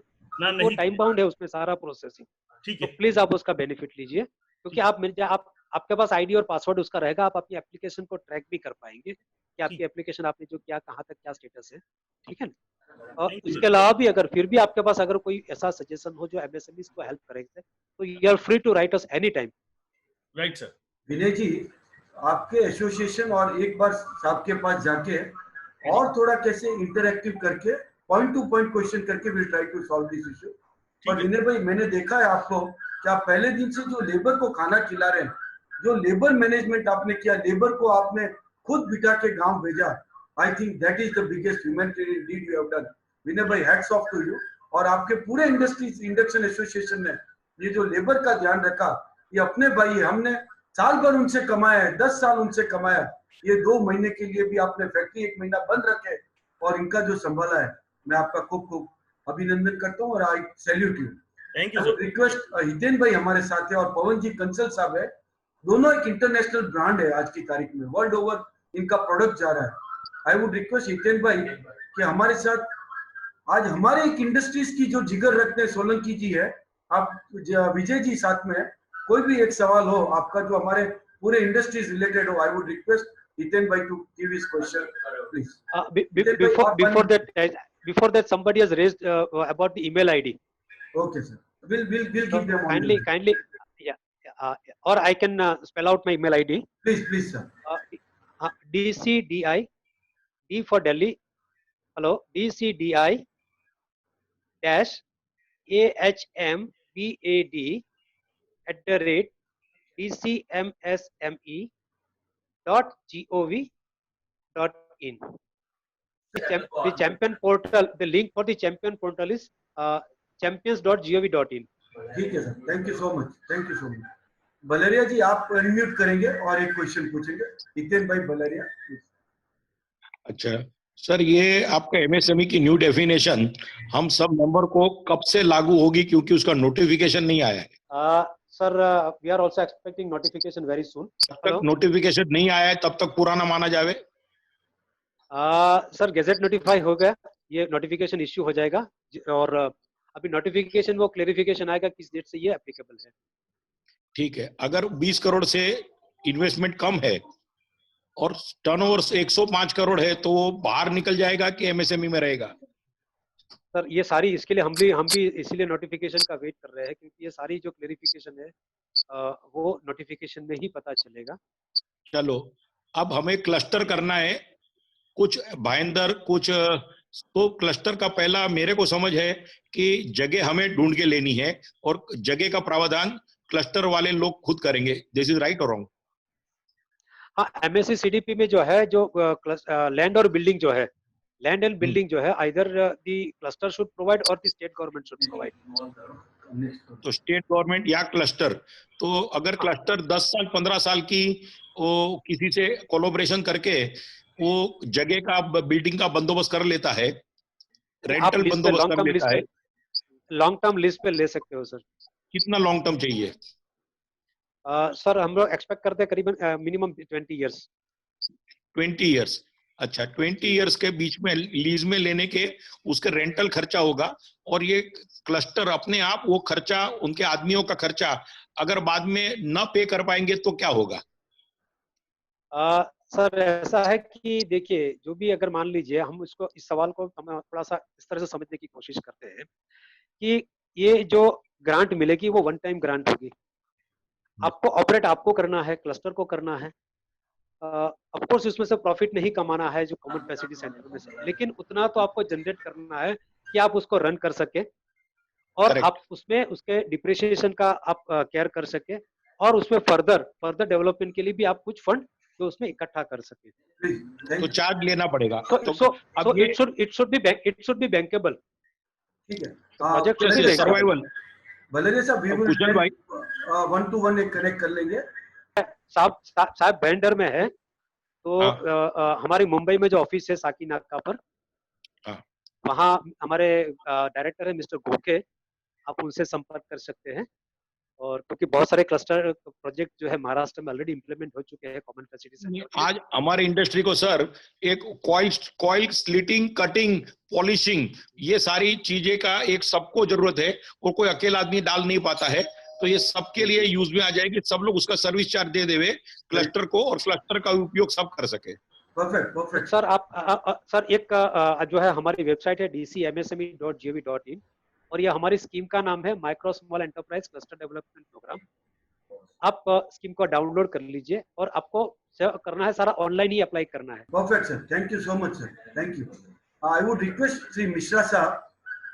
He is with us from the SIDBI and a great supporter for us. हमारे DGM साहब से मैं रिक्वेस्ट करूंगा कि आज की इस सभा को हाईलाइट करें। The major issue is now the finance. इस इंडस्ट्री को खड़ी करने में, और ये जो आप अलग-अलग स्कीम से हमें जो सपोर्ट कर रहे हैं, आज की इस मीटिंग में हाईलाइट करेंगे। Shri Mishra ji. Good afternoon, all participants. Thanks, Kushal Bansali ji, for inviting SIDBI to be taking part in the webinar. Respected Ranjit Kumar ji, the MSME Commissioner, Vijay Sharma ji, Director Jindal, and Solanki ji. Both Vijay Sharma ji and Solanki ji has dwelt upon very elaborately about the new government schemes and the expectations. As already told by Solanki ji, the notification has come for the 3 lakh crore collateral free loan, but SIDBI as such, I am sure each and everybody who are participating now, they do know about SIDBI. SIDBI is basically a development financing institute. We are having our setup in only 70 places all over India with presence of 10 branches in Gujarat as such. Gujarat is the only state we are having the only 10 presence. In all other states, maximum 1 or 2. So in that context, SIDBI is refinancing institutes mainly give finance to commercial banks for on lending to the MSMEs. But while doing so, we are in our places where we want to know the direct pains of the MSME by giving some hands-on experience, sharing some hands-on experience with them while dispensing the direct credit at our own locations. Herein also in Gujarat, we have been dealing with many the steel and iron industries. Per se, in my last 4 years of stint at Ahmedabad in my different capacities, we have also given the direct funding for many greenfield MSME steel and iron units in different sectors. Now also we have just last March, we have also come up with, in my hand we have given 15 crore to one of our customers, newly established one parallel unit, that is Naukardip Steel.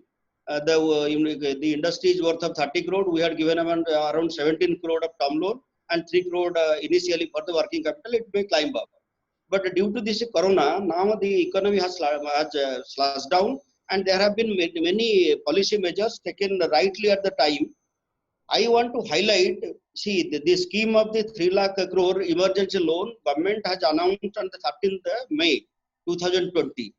Prior to this, for our existing customer, All India, SIDBI has come up with the liquid scheme. This liquid scheme is nothing but, the emergency loan scheme is nothing but the replica of the liquid scheme of SIDBI, which has been launched in mid-April. In that scheme, let me deal with the liquid now because the emergency 3 lakh crore scheme has not come down to branch level from our HO because it must be taking another week or so to come to our end, so that we will be conversant how to go about this. But in the similar lines, SIDBI is having a liquid scheme from the mid-April. There what we do, we take the last 2 years balance. As Solanki ji has told, this liquid scheme or emergency scheme is for the existing unit. That means brownfield unit. Whosoever in brownfield having at least 2 years balance sheet and they are existing, the cash accrual we see for net cash accrual we see for last 2 years. If they are having positive net cash accruals, and as Solanki ji has highlighted, they are not defaulting to any bank like SMA1 and SMA2. Probably everybody is knowing about SMA1 and SMA2. That is a special mention account as per the RBI guidelines, where any unit having any banking facilities defaulted to any bank beyond 30 days is SMA1 and beyond 60 days is SMA2. This scheme is only for those the existing brownfield units where they do not have any default to any bank beyond 30 days. That has to keep in mind. And second, where in our liquid scheme, if your repayment period, if you are taking some loan, what would be the quantum of loan of SIDBI? That is 20% of your last 1 year's highest outstanding with the bank. If X is our customer in SIDBI, within last 1 year, his highest outstanding is 3 crore, we will be giving 20% of the outstanding today, that is 60 lakh, towards the liquid gap, but to that unit. In the similar line, the emergency loan. That 60 lakh will be repaid maximum within 4 to 5 years. Like the emergency loan of Government of India, as Solanki just told, the repayment period will be maximum 4 years.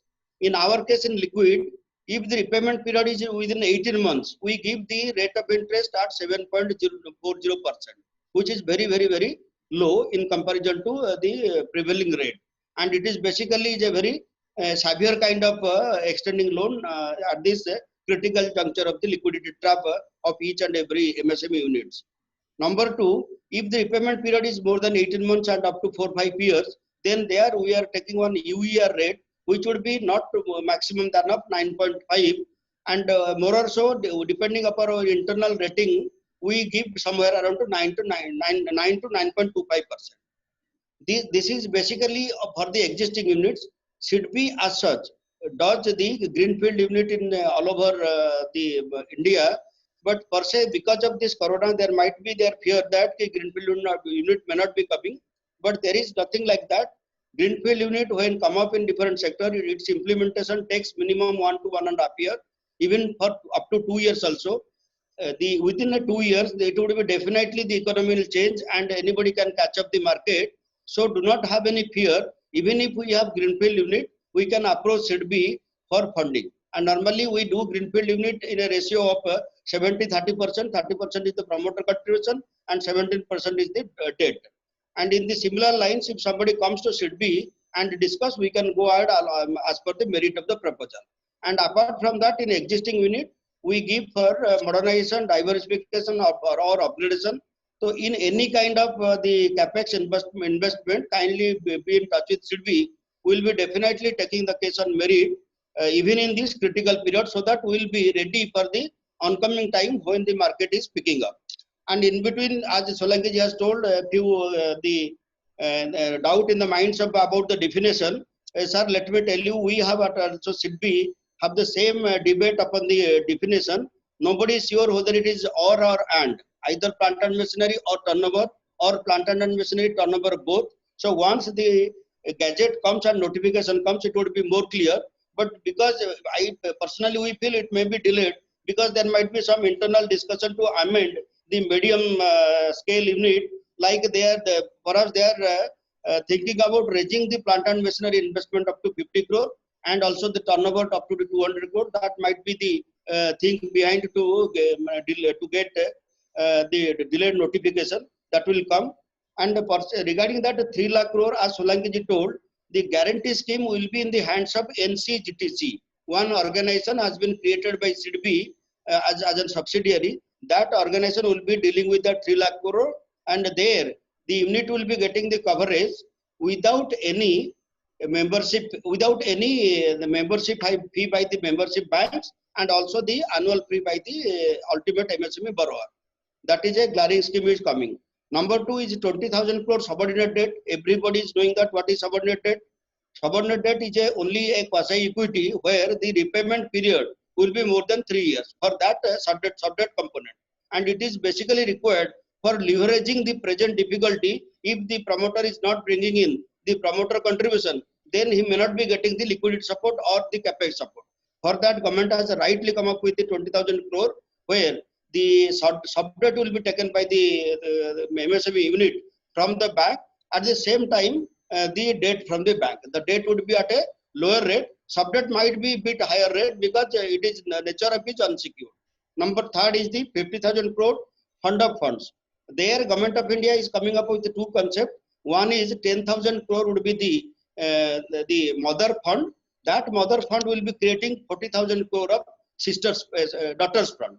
So both would be linking together in the economy, so that we can leverage those funds through the angel funders or through the venture capitalists to give the equity to difficult units, either in existing or coming up with any new idea. The next one is the definition change that will come in the recent. And number 6 is the global tender. As already Vijay Sharma sir told, up to 200 crore there would be no the external bidder, so that it will be giving a good scope marketing for our MSMEs. Then about the 30,000 crore liquidity facility for NBFC, SC and MFIs. Mostly micro is a definition where we are thinking that it is less than 1 crore plant and machinery, and so there would be in the economy also there is a micro sector is coming very conversant in the economy, where these self-help groups are getting a smaller doses of loan and they pay weekly, and they are at the very bottom line of the ladder. That's why because of this corona, the pandemic, the entire cycle has been disturbed. Yesterday also I have been going through one article where they are telling the 60 to 70% of microfinance institutions funding will be in the trap. So to get rid of that, 30,000 crore liquidity facility for NBFC and MFIs will give definitely boost to that. Then 45,000 crore partial credit guarantee to NBFC.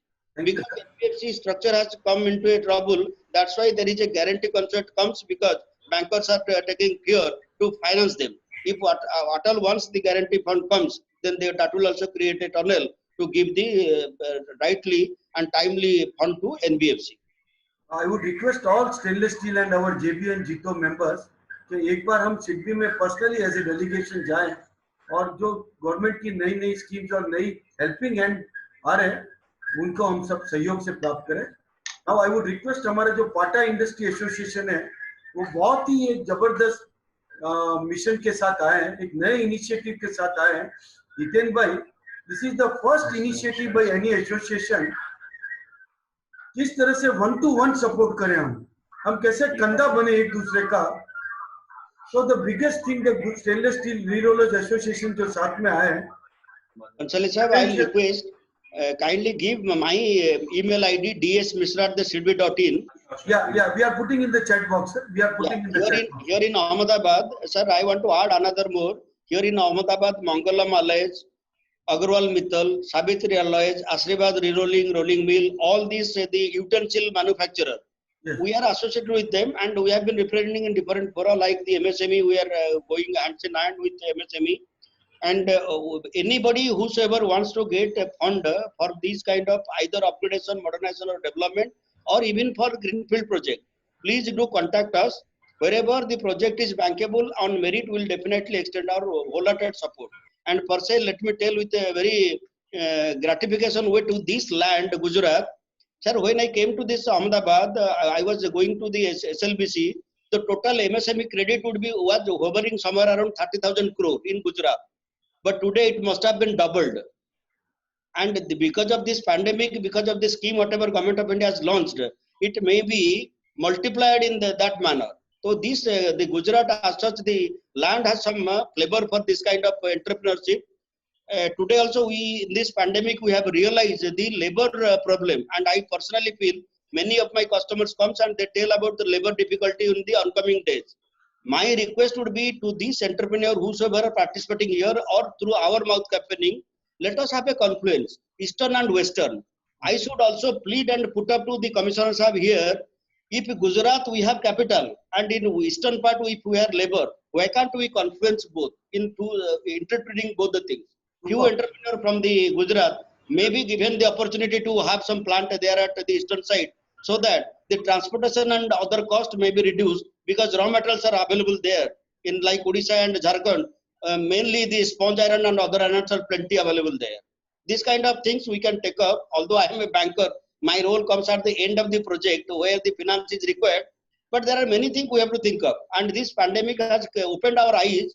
Like you told about the sir who was given all the laborer for 2 months good support and feed. That kind of humanity is there with the entrepreneur in Gujarat.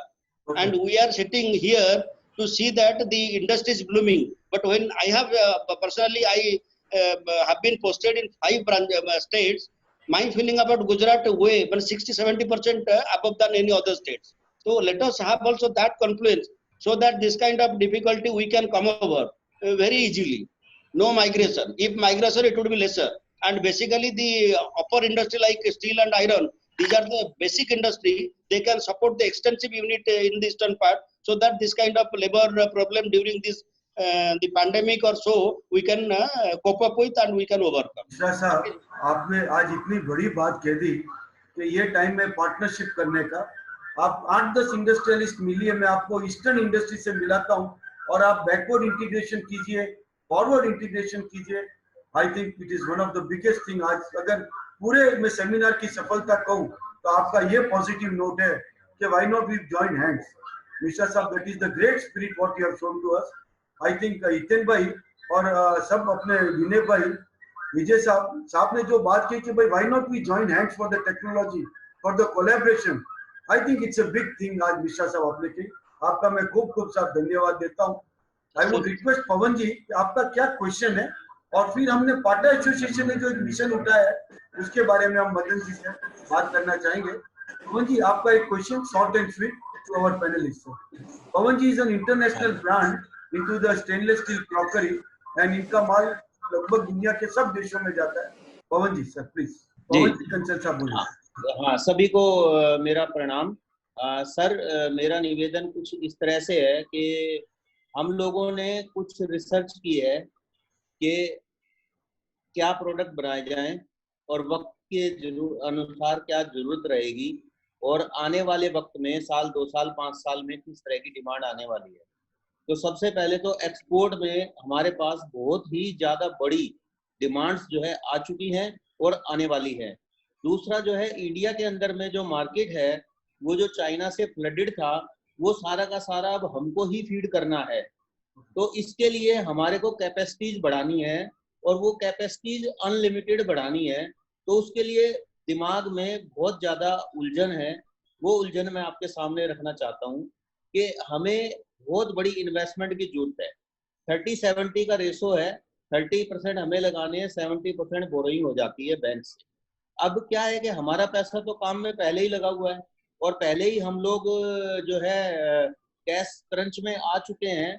अभी पिछले 2 महीने में जो हमारे funds जो हैं कुछ block हो गए, कुछ पैसे मर गए और कुछ ऑर्डर कैंसिल हो गए, और कुछ पैसा हमारा बंद होने की वजह से लेबर को देना है या दिया है, या और जो खर्चे हुए हैं वो भी शॉर्ट हो गया है। अब हमें टेक्नोलॉजी की बहुत बड़ी जरूरत है, ऑटोमेशन की, जिससे कि क्वालिटी, कंसिस्टेंट प्राइस और ये सब चीजें। दूसरा, हमें बड़ी इंडस्ट्री लगाने के लिए जमीन भी चाहिए, बिल्डिंग भी बनानी है, मशीनें भी खरीदनी है। ऑब्वियसली हमारे को कुछ सपोर्ट तो चाइना से लेनी पड़ेगी, चाहे हम चाइना का इंजीनियर उठा के लाएं, चाहे हम उनकी मशीनें खरीदें या वो मशीनें हम यहाँ पे बनाएं। तो इसमें सबसे बड़ा सब्जेक्ट जो है वो एक तो आता है जमीन का। जमीन में इतना ज्यादा पैसा लग जाता है जहाँ पे हम बैठे हैं दिल्ली के बॉर्डर पे। दूसरी चीज, जमीन जो है या तो गवर्नमेंट लीज पे दे दे किसी तरीके से, पंचायत की जमीन हो या कोई और जमीन हो। दूसरी चीज जो है, फंड्स का कोई ऐसा तरीका बने जिसके अंदर में हमारे को जो 30% लगाना है उससे बढ़िया हमारी जो कैपेसिटीज हैं या हमारी जो कंसीव वैल्यूज हैं उसके हिसाब से हमें फंडिंग हो जाए, ना कि 30% हमें और लगाना पड़े। तो इंडस्ट्री की ग्रोथ के लिए कुछ फ्यूचरिस्टिक अप्रोच है कि India can be conceivable for industrialization. We have the strength and we have working because हम लोग बौद्धिक लोग हैं और हम लोग केवल मटेरियलिज्म में नहीं पढ़ पाए, इसलिए हम लोग कहीं पीछे रह गए। आपका सीधा सवाल बताइए, आप क्या है? तो सीधा सवाल है मेरे को, मेरी इंडस्ट्री को मदद चाहिए, मोटे पैसे चाहिए, जितनी हमारी औकात नहीं उससे ज्यादा चाहिए। ठीक है, ये आपका स्पिरिट अच्छा है। आई थिंक मैं हम 1-to-1 आपका कनेक्ट करवा देंगे और काफी स्कीम्स है मिनिस्ट्रीज की, आपको मेल थ्रू भी हम भेजेंगे। Now I would request Madan भाई, क्या आपने जो एक मिशन उठाया, आई थिंक इंडिया की अगर हर एसोसिएशन ये मिशन उठाए तो बहुत बड़ा चेंज आ सकता है। ये जो मिशन है आप थोड़ा सा बताएंगे तो Madan ji Bhansali. Good afternoon everybody. जैसे कि कुशल भाई ने बताया तो ऐसे तो मैंने कोई बड़ा मिशन नहीं है, ये इंडस्ट्रीज के लिए तो एक छोटा सा मिशन ही है। पेमेंट जो है वो सबके रोटेशन में आए तो अपने को ये सिडबी का ये सबका जो 20% का जो गवर्नमेंट का है वो शायद देना भी ना पड़े। अगर ये जो स्क्रीन पर जो आया, ये हमने अभी काफी ऐसे सब को ग्राहक को और एसोसिएशंस के जितने भी मेंबर्स है, सभी ग्रुप्स को, ये सबको हम इस ढंग से समझाने की कोशिश कर रहे हैं कि पेमेंट फ्लो कहीं ब्रेक ना हो और एक रूटीन साइकिल की तरह चलता रहे। तो ये एक हमने एक इनिशिएटिव लिया है और हम ये भेज रहे हैं हर रोज कहीं ना कोई ग्रुप में हम भेजते जा रहे हैं, कस्टमर्स को भेज रहे हैं और उनको कह रहे हैं कि इस चेन को स्प्रेड करते जाए। तो ऐसे हमने काफी अलग तरीके से समझाने की कोशिश की है कि आपको किस ढंग से बिजनेस करें और कैसे करें, और अपना जो कस्टमर्स है उसको कैसे अपने, जनरली क्या होता है कि भाई अपने फोन पे इतना नहीं समझा पाते, मगर ये एक उनकी स्क्रीन पे जाता है मोबाइल पे, तो उनको काफी कुछ समझ में आ जाता है। ठीक है मदन भाई, thank you so much. Don't break the payment chain, और इंडिया रिसेशन में नहीं आएगा अगर हम सब एक दूसरे का ध्यान रखेंगे। Thank you Madan ji, thank you so much. Now I would request Prashant ji कि आप इंडस्ट्री को कैसे हेल्प करेंगे। Mister Prashant Mehta, short and sweet में, या प्लीज। गुड मॉर्निंग सर, और good morning sir. Basically in the Rishika Advising Consultant Services, sir, we advise for the all kind of government incentives, whether it's from the central government or whether it's from the state government. Even though sir we help the units for the cluster development also, we are having the team for the same. My father is a retired government officer, class 1 officer, so I can help you out. And apart of that sir, anyone want to can use the www.ifp.gujarat.go.in. Just register yourself and government will show you what kind of subsidy is available for your specific unit. Apart of that, for a broad information, if you want to know about the central government subsidy, you can visit www.dcmsme.go.in website. And same way in the state government, if you want to know about the state government's incentives about the MSME, there is a government portal, is a msmec.gujarat.gov.in. And for the any kind of information, detailed information or brief detail of the subsidy for the specific unit, anyone can contact us anytime. Thank you Prashant भाई, thank you so much. Now I would request Hiten भाई गढ़ा, हमारे बॉम्बे से है। हितेन भाई, आपके industries कल start हो रही है, काफी कुछ न्यूज आ रहा है कि इंडिया का सबसे बड़ा स्टेनलेस स्टील एफओबी भाईंदर में बन रहा है, मिश्रा विजय जी शर्मा साहब ने बताया। हितेन भाई, आप कैसे कल से इंडस्ट्री स्टार्ट कर रहे हैं और आपका क्या अभिगम होगा बर्तन इंडस्ट्रीज के लिए? हमारी पूरी कोशिश है कि जितनी जल्द से जल्द बने हम इंडस्ट्री चालू करना चाहते हैं। आज अभी तक महाराष्ट्र गवर्नमेंट की कोई गाइडलाइंस आई नहीं है। जैसे मीरा भाईंदर एरिया है वो रेड जोन में है और उसकी वजह से अभी तक गाइडलाइंस के बाद हमें पता चलेगा कि क्या होता है। बाकी वसई विरार में जो जितनी इंडस्ट्रीज है उसमें काफी इंडस्ट्रीज अभी चालू हो गई है। हाँ, एक है कि अभी लेबर का जो प्रॉब्लम है ये है, लेकिन हम अगर चालू करेंगे तो लेबर को होगा कि नहीं, फैक्ट्री चालू हुई है तो 10 दिन 15 दिन में वो आना शुरू हो सकते हैं। हमें उम्मीद है कि अगर अभी जो महाराष्ट्र गवर्नमेंट की जो गाइडलाइंस आएगी उसमें शायद हमें भाईंदर में चालू करने को मिले, लेकिन वो आज शाम तक आएगी तो उसका परफेक्ट पता चलेगा। ठीक है, थैंक यू सो मच। मैं रौनक भाई को तैयार रहने के लिए कहूंगा। रौनक ने एक बहुत ही बड़ा इनिशिएटिव लिया है लेबर और इंडस्ट्री को जोड़ने के लिए। रौनक भाई, आप तैयार हैं? उसके बीच में नयन भाई, आपके जो क्वेश्चंस है, please highlight your questions, and you have been a champion for this to raise the questions and help the industries. Nayan Jain, Navkar industries, आपका न्यू। Thank you sir, thank you sir. एक क्वेश्चन है स्किल डेवलपमेंट में, Vijay sir and Solanki sir. जैसे अभी हम stainless steel industries में welders की बहुत कमी है, स्किल्ड वेल्डर्स की, तो कैसे एमएसएमई और जिंदाल मिलके एक एमएसएमई को सपोर्ट करें जिससे हम वेल्डर्स, स्किल्ड वेल्डर्स मिल पाए? Hello, shall I? Yes, Vijay ji, yes sir. Nayan, it's very critical question you have asked. एक तो लेबर ही नहीं है और दूसरी जो है तो वहाँ पे स्किल का भी इशू है, और तीसरा हम चाइना को रिप्लेस करने की एस्पिरेशन रख रहे हैं। तो ये बहुत ही मतलब इम्पोर्टेंट और आज के कॉन्टेक्स्ट में इम्पोर्टेंट है। मैं पहले आपको जिंदल स्टेनलेस का जो अभी तक हमारा इनिशिएटिव रहा है इसके ऊपर पहले बता देता हूँ। हम भी इसको रिकॉग्नाइज करते हैं कि इंडिया के अंदर स्टेनलेस स्टील की फैब्रिकेशन से संबंधित जो गुणवत्ता चाहिए वो कहीं ना कहीं कम है। तो हमने आज से 3 साल पहले से एक इनिशिएटिव शुरू किया है जिसको हमारे मोबाइल वैन कॉन्सेप्ट है। आई थिंक मेरे कुलीग है मिस्टर राजीव गुप्ता, वो उसको हेड करते हैं, he is a part of this group also today, जिसमें हमने ऑलरेडी 3 ऐसी मोबाइल वैन बना ली हैं जो चलती फिरती इंस्टीट्यूट्स हैं जो देश में आप जैसों की रिक्वायरमेंट के बेसिस के ऊपर घूमती हैं, जहां पे हम लोगों को ट्रेनिंग इम्पार्ट करते हैं। करीब पिछले 3 या 4 साल में हम करीब 100 के करीब प्रोग्राम कर चुके हैं, करीब 65 शहरों में कर चुके हैं और करीब 9000 वेल्डर्स को ट्रेन कर चुके हैं जो रोड साइड वेल्डर होते हैं।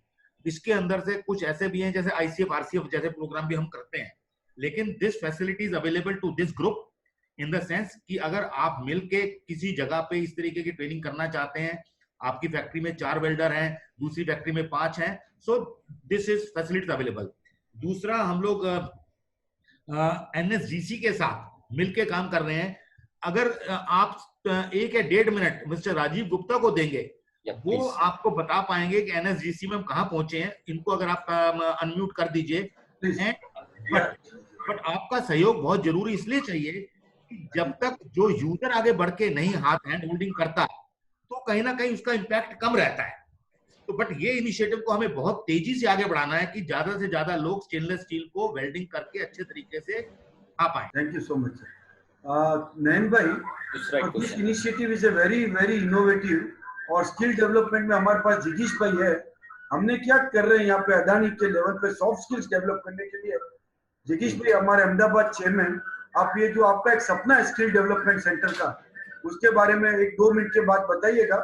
उसके पहले हमारा सबसे बड़ा इनिशिएटिव जो ISTO स्टार्ट कर रहा है हितेन भाई, that is the ISTO app, और ये ऐप के थ्रू हम काफी आगे बढ़ना चाहेंगे। मैं अशोक भाई मेरे साथ में, उनसे रिक्वेस्ट करूंगा कि वो ISTO ऐप उनका सपना है वो आगे आके बताएंगे। जो हमारा जो ISTO का एप्लीकेशन है, हम शीघ्र ही लॉन्च करने जो जा रहे हैं।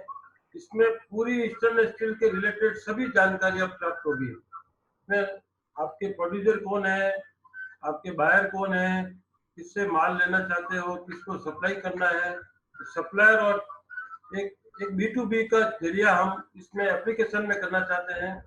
आने वाला टाइम जो होगा हमारा ऑनलाइन होगा और हम चाहते हैं कि इसको ज्यादा से ज्यादा ये एप्लीकेशन को हम शीघ्र ही लॉन्च करने वाले हैं। और आपके कोई भी सुझाव हो तो ये एप्लीकेशन में हम डालना चाहते हैं। आपके कोई भी प्रश्न हो कि इसमें क्या हमको इसमें और जानकारी चाहिए तो हम इसका आपका सुझाव हमें स्वागत है। धन्यवाद। आई वुड रिक्वेस्ट जिगीश भाई कि क्यों ना हम ये स्किल डेवलपमेंट सेंटर को इस लेवल पे ले जाए ताकि आत्मनिर्भरता की तरफ आगे बढ़े। जिगीश भाई शाह, जो हमारे यहाँ पे एक बहुत बड़ा स्किल डेवलपमेंट सेंटर चल रहा है, उससे कैसे को पार्टनरिंग करें? जिगीश भाई। Very valid point. अभी शर्मा सर ने भी बताया कि यहाँ पे गुजरात में इंडस्ट्रीज है, वहाँ पे लेबर है, यहाँ पे स्किल्ड लेबर नहीं है। लेबर की तो बात जाने तो स्किल्ड लेबर भी नहीं है, लेबर भी नहीं है। तो स्किल डेवलपमेंट प्रोग्राम आज की तारीख में बहुत ही जरूरी है।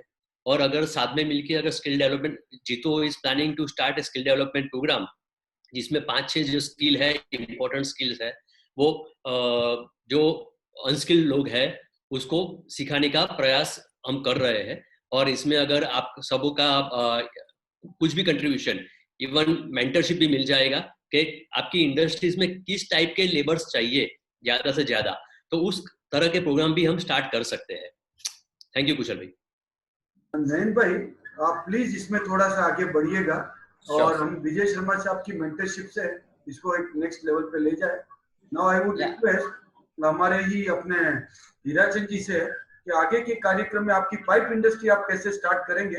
हीराचंद जी हुंडिया को प्लीज आप अनम्यूट करेंगे। हीराचंद जी। नमस्कार कुशल जी और सभी पार्टिसिपेंट्स और सबको मेरा नमस्कार। कुशल जी, वेल ऑर्गेनाइज तरीके से आप ये जो मीटिंग मैनेज की है उसके लिए आपको बहुत बहुत धन्यवाद। और अभी अपना की रोल तो वही है कि जब अपने को फंड मिलेगा तो उसका डबल यूटिलाइज करना है। अगर वो अपने पास आता है तो अपने वापस उधार देने की जो अपनी पुरानी स्टाइल है उससे बाहर आना पड़ेगा। और जितना कैश फ्लो रहेंगे तो अपने अच्छी क्वांटिटी में और अच्छे रेट में माल खरीद सकेंगे। सो मेरा ऐसा है कि भी टर्म्स पे थोड़ा ज्यादा ध्यान देंगे तो ज्यादा बेटर रहेगा। थैंक यू हीराचंद जी। मैं अनुराग दागा से निवेदन करूंगा, क्योंकि अभी हम as per time will be closing the अपना webinar within 10 minutes. Anurag ji, आपका कोई सवाल हो? Anurag Daga, yes Anurag please, JBN member, very active JBN member. Anurag आप अनम्यूट कीजिए अपने आप को please. Sir, it was a wonderful session and quite informative. और हम लोगों ने फैक्ट्री स्टार्ट कर ली थी 9 अप्रैल को। धोलका में हमारा फैक्ट्री है एंड हम लोगों ने भी कुछ काफी वर्कर्स को भेजा था। So we are working at 30% of production. Thank you. हमारे साथ RL चौधरी साहब है from the stainless steel info, is doing a big job of connecting all the stainless steel businessman. हमारे साथ नरेंद्र विभाकर जी है फ्रॉम वाइब्रेंट इंडिया। और कल हमारी जो बातचीत हुई कि कैसे ये B2B पोर्टल में आगे बढ़े, तो चौधरी साहब आप प्लीज पिक्चर में आएंगे। और विभाकर जी आप बताएंगे कि कैसे आगे का काम ये B2B में आगे बढ़ सकता है इसको पोर्टल से, और ज्यादा से ज्यादा लीड्स और इंक्वायरीज आए, जैसा अशोक भाई ने कहा ऐप बढ़े। तो विभाकर जी आप प्लीज आगे आएंगे, नरेंद्र विभाकर जी फ्रॉम वाइब्रेंट इंडिया। और मैं चौधरी साहब से भी कहूंगा कि वो रेडी रहे। प्लीज तो RL चौधरी जी, अगर आप लाइन में हैं तो आप बताएंगे इस इंडस्ट्री का और वर्ल्ड ओवर जो आप पूरे घूमते हैं कि कैसा चल रहा है। RL चौधरी जी। विजय भाई, अब आप थोड़ा सा और प्रकाश के भाई, how do we take it? कल से अनलॉक 1 स्टार्ट हो रहा है, तो हमारी इंडस्ट्री में 50% लेबर, गवर्नमेंट ने नई ट्रेन डाली है, श्रमिक ट्रेन भी स्टार्ट हो रही है, फ्लाइट्स भी चालू हो जाएगी। तो what do you foresee sir? Sharma sir. मैं एक्चुअली जब लास्ट बात कर रहा था, we were discussing on IR 4.0, तो दिस वाज माय सेकंड आपसे दूसरा निवेदन था। इसके ऊपर एक सेपरेट सेशन लीजिए, कहीं पे इंडस्ट्री स्पेशलिस्ट को लीजिए, क्योंकि आजकल क्या है कि cost of technology has drastically reduced. पिछले 10 साल में 40-50 गुना कीमतें कम आ गई हैं। अब ये रॉकेट साइंस नहीं है, लेकिन आपकी इंडस्ट्री को बहुत जरूरत है। आप में से बहुत सारे लोगों ने चाइना विजिट के दौरान वहां का ऑटोमेशन लेवल वगैरह देखा होगा। सो आपने भी अच्छा किसी ने बोला कि may be Chinese technology, may be Chinese engineer, क्योंकि इसके बिना हम आगे ग्रो नहीं कर पाएंगे, क्योंकि लेबर इज वेरी इंपॉर्टेंट, पर फिर भी हमें कहीं ना कहीं पे ऑटोमेशन की तरफ जाना पड़ेगा। दूसरा स्किल डेवलपमेंट के ऊपर राजीव गुप्ता ने कुछ मैसेजेस डाले हैं। आप 1 या 2 लोगों को जो आपने नॉमिनेट भी सॉर्ट ऑफ कर ही दिया है, कि जिगेश शाह जी और नयन जैन जी, मैं चाहूंगा कि आप और राजीव गुप्ता मिलके इस NSGC वाले इनिशिएटिव को आगे बढ़ाएं। हमारी 3 वैन चल रही हैं, 4थी बन रही है। These are all available to this group, not only in west, all India basis. So Rajeev Gupta अपना ईमेल आईडी प्लीज अगर आप डाल देंगे, so that it can be done in a coordinated effort. We would like to be part of join hands with you. एक जो नई direction मुझे लग रही है, अभी मेरे को 2 मिनट दे पाएंगे ना? मैं ये कहना चाहता हूँ, यस सर एक कॉन्टेक्स्ट बहुत इंपॉर्टेंट है हमारे लिए समझना।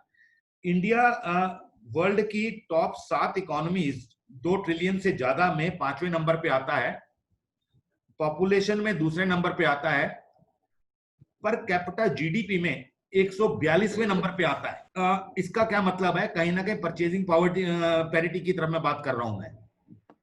दूसरा, जो इंडिया का GDP के जो 3 कंपोनेंट हैं, GDP इंडिया का 17% जो है वो एग्रीकल्चर के करीब है, और 25% जो है वो इंडस्ट्रियल के करीब है। और इस 25% को अचीव करने के लिए 25% टोटल लेबर फोर्स लगती है। जो चाइना में 29% लेबर फोर्स जो है वो 40% इंडस्ट्रियल कंट्रीब्यूट करता है GDP में। इसका दूसरा लेसन ये है, कहीं ना कहीं हमें ऑटोमेशन की जरूरत है। So my point here is, जब सरकार ने एक इंफ्रास्ट्रक्चर को बढ़ाने के लिए और मेडिकल इकोसिस्टम को बढ़ाने के लिए और MSME के थ्रू बढ़ाने के लिए एक इनिशिएटिव लिया है, तो हमें कहीं ना कहीं पे गवर्नमेंट के साथ हैंड होल्डिंग की आवश्यकता है। वो जो गवर्नमेंट के साथ जो मैं हैंड होल्डिंग बोलता हूँ, मैं वो 3 एरिया में बोलता हूँ। एक तो मैं बोलता हूं कि कहीं ना कहीं पे हमारे जो BIS के स्टैंडर्ड्स के साथ हमें जुड़ना चाहिए, गवर्नमेंट इज विलिंग। दूसरा, हमें सस्टेनेबिलिटी की तरफ, बिकॉज स्टेनलेस स्टील से बेहतर सस्टेनेबिलिटी के लिए कोई और मेटल नहीं है। तीसरा, गवर्नमेंट के स्किल डेवलपमेंट वाले एरियाज में मिलना चाहिए, क्योंकि ये जो फाइनेंसिंग वगैरह जैसी चीजें ये तो चल ही रही हैं, so that कि we are able to get aligned और हम ऐसी बिजनेस की अपॉर्चुनिटीज निकाल पाए जो सरकार जिसके लिए मतलब फंड एलोकेट कर रही है। क्योंकि प्राइवेट स्पेस के अंदर देखिए मैं कुछ प्रोडक्ट बोलता हूँ कि जैसे टॉयस हैं, जैसे बिजली की लड़ियां हैं, जैसे व्हाइट गुड्स हैं, जैसे आपके क्रैकर्स हैं, जैसे आपके भगवान है गणेश, पेंसिलिन है, ये सारे के सारे चाइना डोमिनेट हो गए हैं। तो इसका मतलब यह है कि it is not only stainless steel जिसको एडवर्स इंपैक्ट आ रहा है चाइनीज जैसी पॉलिसी से, ये पूरे दुनिया के अंदर हर प्रोडक्ट के ऊपर ऐसी non WTO compliant non level playing field होने की वजह से इंपैक्ट आ रहा है। तो हमें, और जो मैं आपसे शेयर करने की कोशिश कर रहा हूं, इसको बड़ा स्ट्रांगली लेना चाहिए। हमें इतने बड़े ISDO के अंदर स्मॉल ग्रुप्स क्रिएट करने चाहिए और मेरे को पूरा विश्वास है कि जैसे हम इन बातों को शेयर कर रहे हैं, there will be many people in this group. देखिए बिजनेसमैन क्या है, एक अपना देखता है, एक इंडस्ट्री अपने साथ इंडस्ट्री भी देखता है, एक इंडस्ट्री के साथ सोसाइटी भी देखता है, और कुछ बिजनेसमैन देश को भी देखते हैं जो इनमें बैठे हुए हैं आप लोग में, तभी आप लोग यहाँ पर है। Very good. इसलिए अपना ट्रांसैक्शनल चीजें, ऐसा भेदभाव का छोड़ के मिलके हमें ये लार्जर पिक्चर की तरफ ध्यान दें, तभी हम ग्रो करेंगे। नहीं तो मैं आपको एक नंबर देना चाहता हूँ, उसको मैंने दिया नहीं था, जो इस सर्वे की जो मैं आपसे बात कर रहा था, उस सर्वे के अंदर एक बड़ा क्लियरिंग निकल के आया था कि 62% MSME जो है वो अपने जॉब्स को कट कर रहे हैं अपने इंडस्ट्री के अंदर, 78% जो है वो सैलरीज कट कर रहे हैं, और 77% कह रहे थे कि हमें इमरजेंसी फंड चाहिए। So challenge is big, we have to continue this initiative. लेकिन मुझे ऐसा लगता है कि लोग सोचते हैं, कभी घबरा भी जाते हैं कि आगे क्या होगा। स्टेनलेस स्टील के लिए there is a big opportunity, Indian stainless steel के लिए there is a bigger opportunity, and I feel that comeback is always greater than the setback. So we will come back. We are highly motivated. Yeah. So ending with Jai Hind.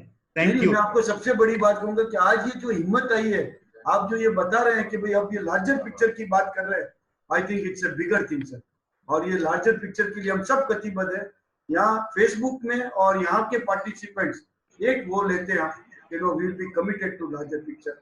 मैं I would request हीरे रौनक, इसने पिछले 15 दिन में एक बहुत ही जबरदस्त initiative लिया है, and my heart is full of happiness towards that. Raunak, आप बताएं कि आपने कितना बड़ा इनिशिएटिव लिया। आई थिंक सोलंकी साहब और हमारे साथ मिश्रा साहब है, वो भी उससे काफी मोटिवेटेड होंगे, और फिर चौधरी साहब की तरफ हम आगे बढ़ेंगे, RL चौधरी साहब की। रौनक प्लीज कम। धन्यवाद कुशल जी। यहाँ उपस्थित सभी मान्यगणों को नमस्ते। जैसे कि कुशल जी आपने पूछा कि आपने क्या इनिशिएटिव लिया है, तो ये महज एक ऐसा इनिशिएटिव है जो हम सब जानते हैं कि हमारी इंडस्ट्री में अभी जो लेबर प्रॉब्लम आ रही है, और जो हमारी लेबर यूपी और बिहार से बिलोंग करती है मेजॉरिटी।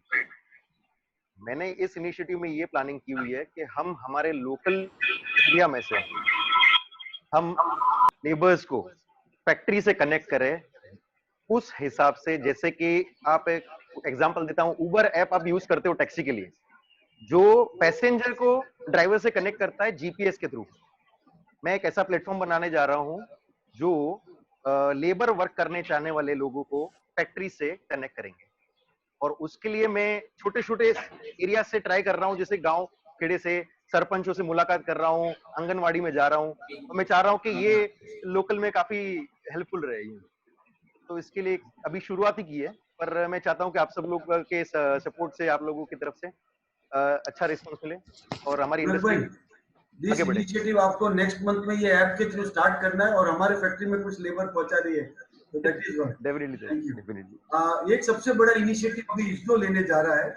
हमने जीतो में 5 यहाँ पे बड़ी बड़ी गाड़ियां रखी है इनोवा। तो जितेश भाई, हमारी जब इंडस्ट्री स्टार्ट होती है तो हम उनका हेल्थ वेरिफिकेशन ऑफ लेबर्स, ये 5 गाड़ियां म्युनिसिपैलिटी कॉर्पोरेशन के थ्रू ओडो नरोडा अलग अलग इंडस्ट्रियल एरिया में हम भेजना चाहेंगे।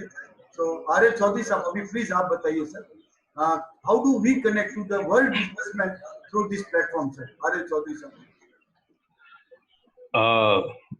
कुशल जी, एक तो आपको बहुत बहुत बधाई और इसके लिए कि आपने ये ऑर्गेनाइज किया। और दूसरा मैं आपको ये बताना चाह रहा हूँ कि एक्चुअल में वर्ल्ड के अंदर चाइना और इंडिया दो ऐसी कंट्री हैं जो वर्ल्ड को सप्लाई कर सकती हैं। और अभी जो चाइना की जो रेपुटेशन है उसके ऊपर एक अंकुश सा लगा है, और वो अंकुश अपने इंडिया की, उस अंकुश का फायदा इंडिया को होगा। क्योंकि मेरे पास कई 4-5 मेल ऐसे आए हैं कि वो बोलते हैं कि हम चाइना से काम कर रहे थे लेकिन मिस्टर चौधरी वी वांट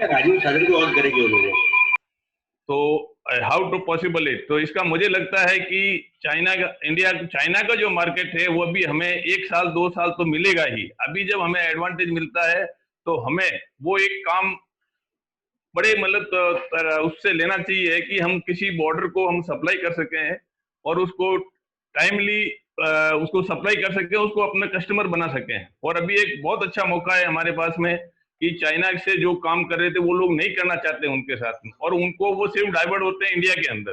तो इसलिए मुझे पक्का उम्मीद है, और हमें जितने भी हमारे एक्सपोर्टर हैं, मैन्युफैक्चरर हैं, जितने भी हैं, उनको ये माइंड मेकअप करना चाहिए कि हमारे पास, जैसे पवन जी ने बताया भी था, बहुत बड़े ऑर्डर आने वाले और आ भी रहे हैं।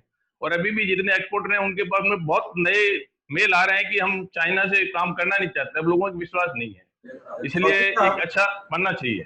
चौधरी साहब, एक हमें B2B करना है आपके जो वर्ल्ड ओवर मशीनरी मैन्युफैक्चरर्स हैं और हमारे बिजनेसमैन, ताकि वो मशीनरी का प्रेजेंटेशन करे यहाँ पे।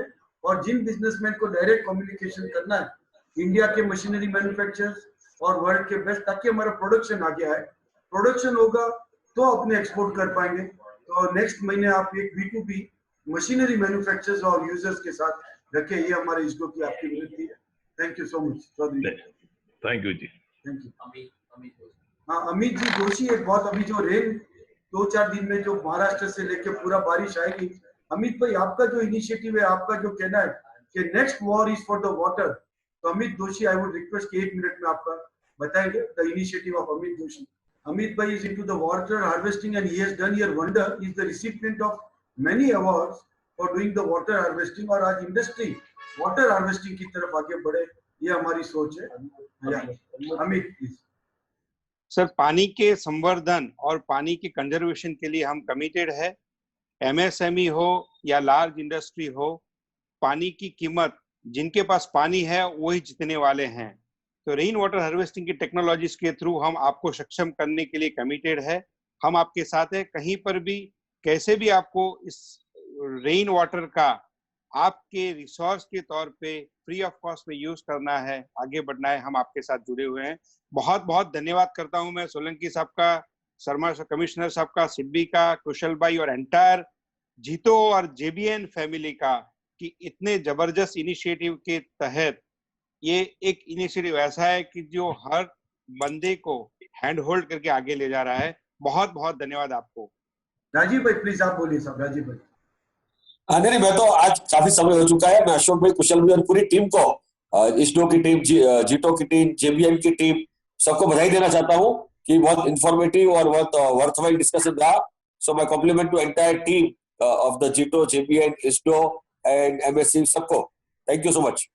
Thank you for the national anthem. Thank you everyone for being here today and making it such a session. Thank you so much.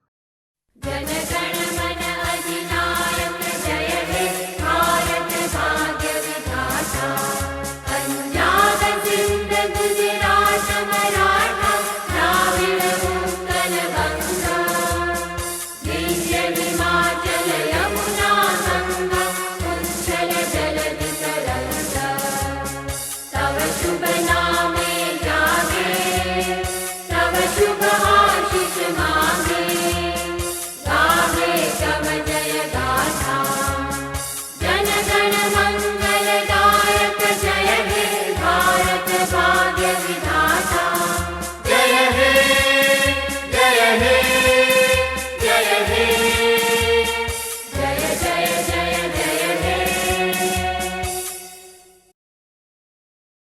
Quick and easy registration process to access the nationwide exhibitions and organizers data right from your computer and smartphone.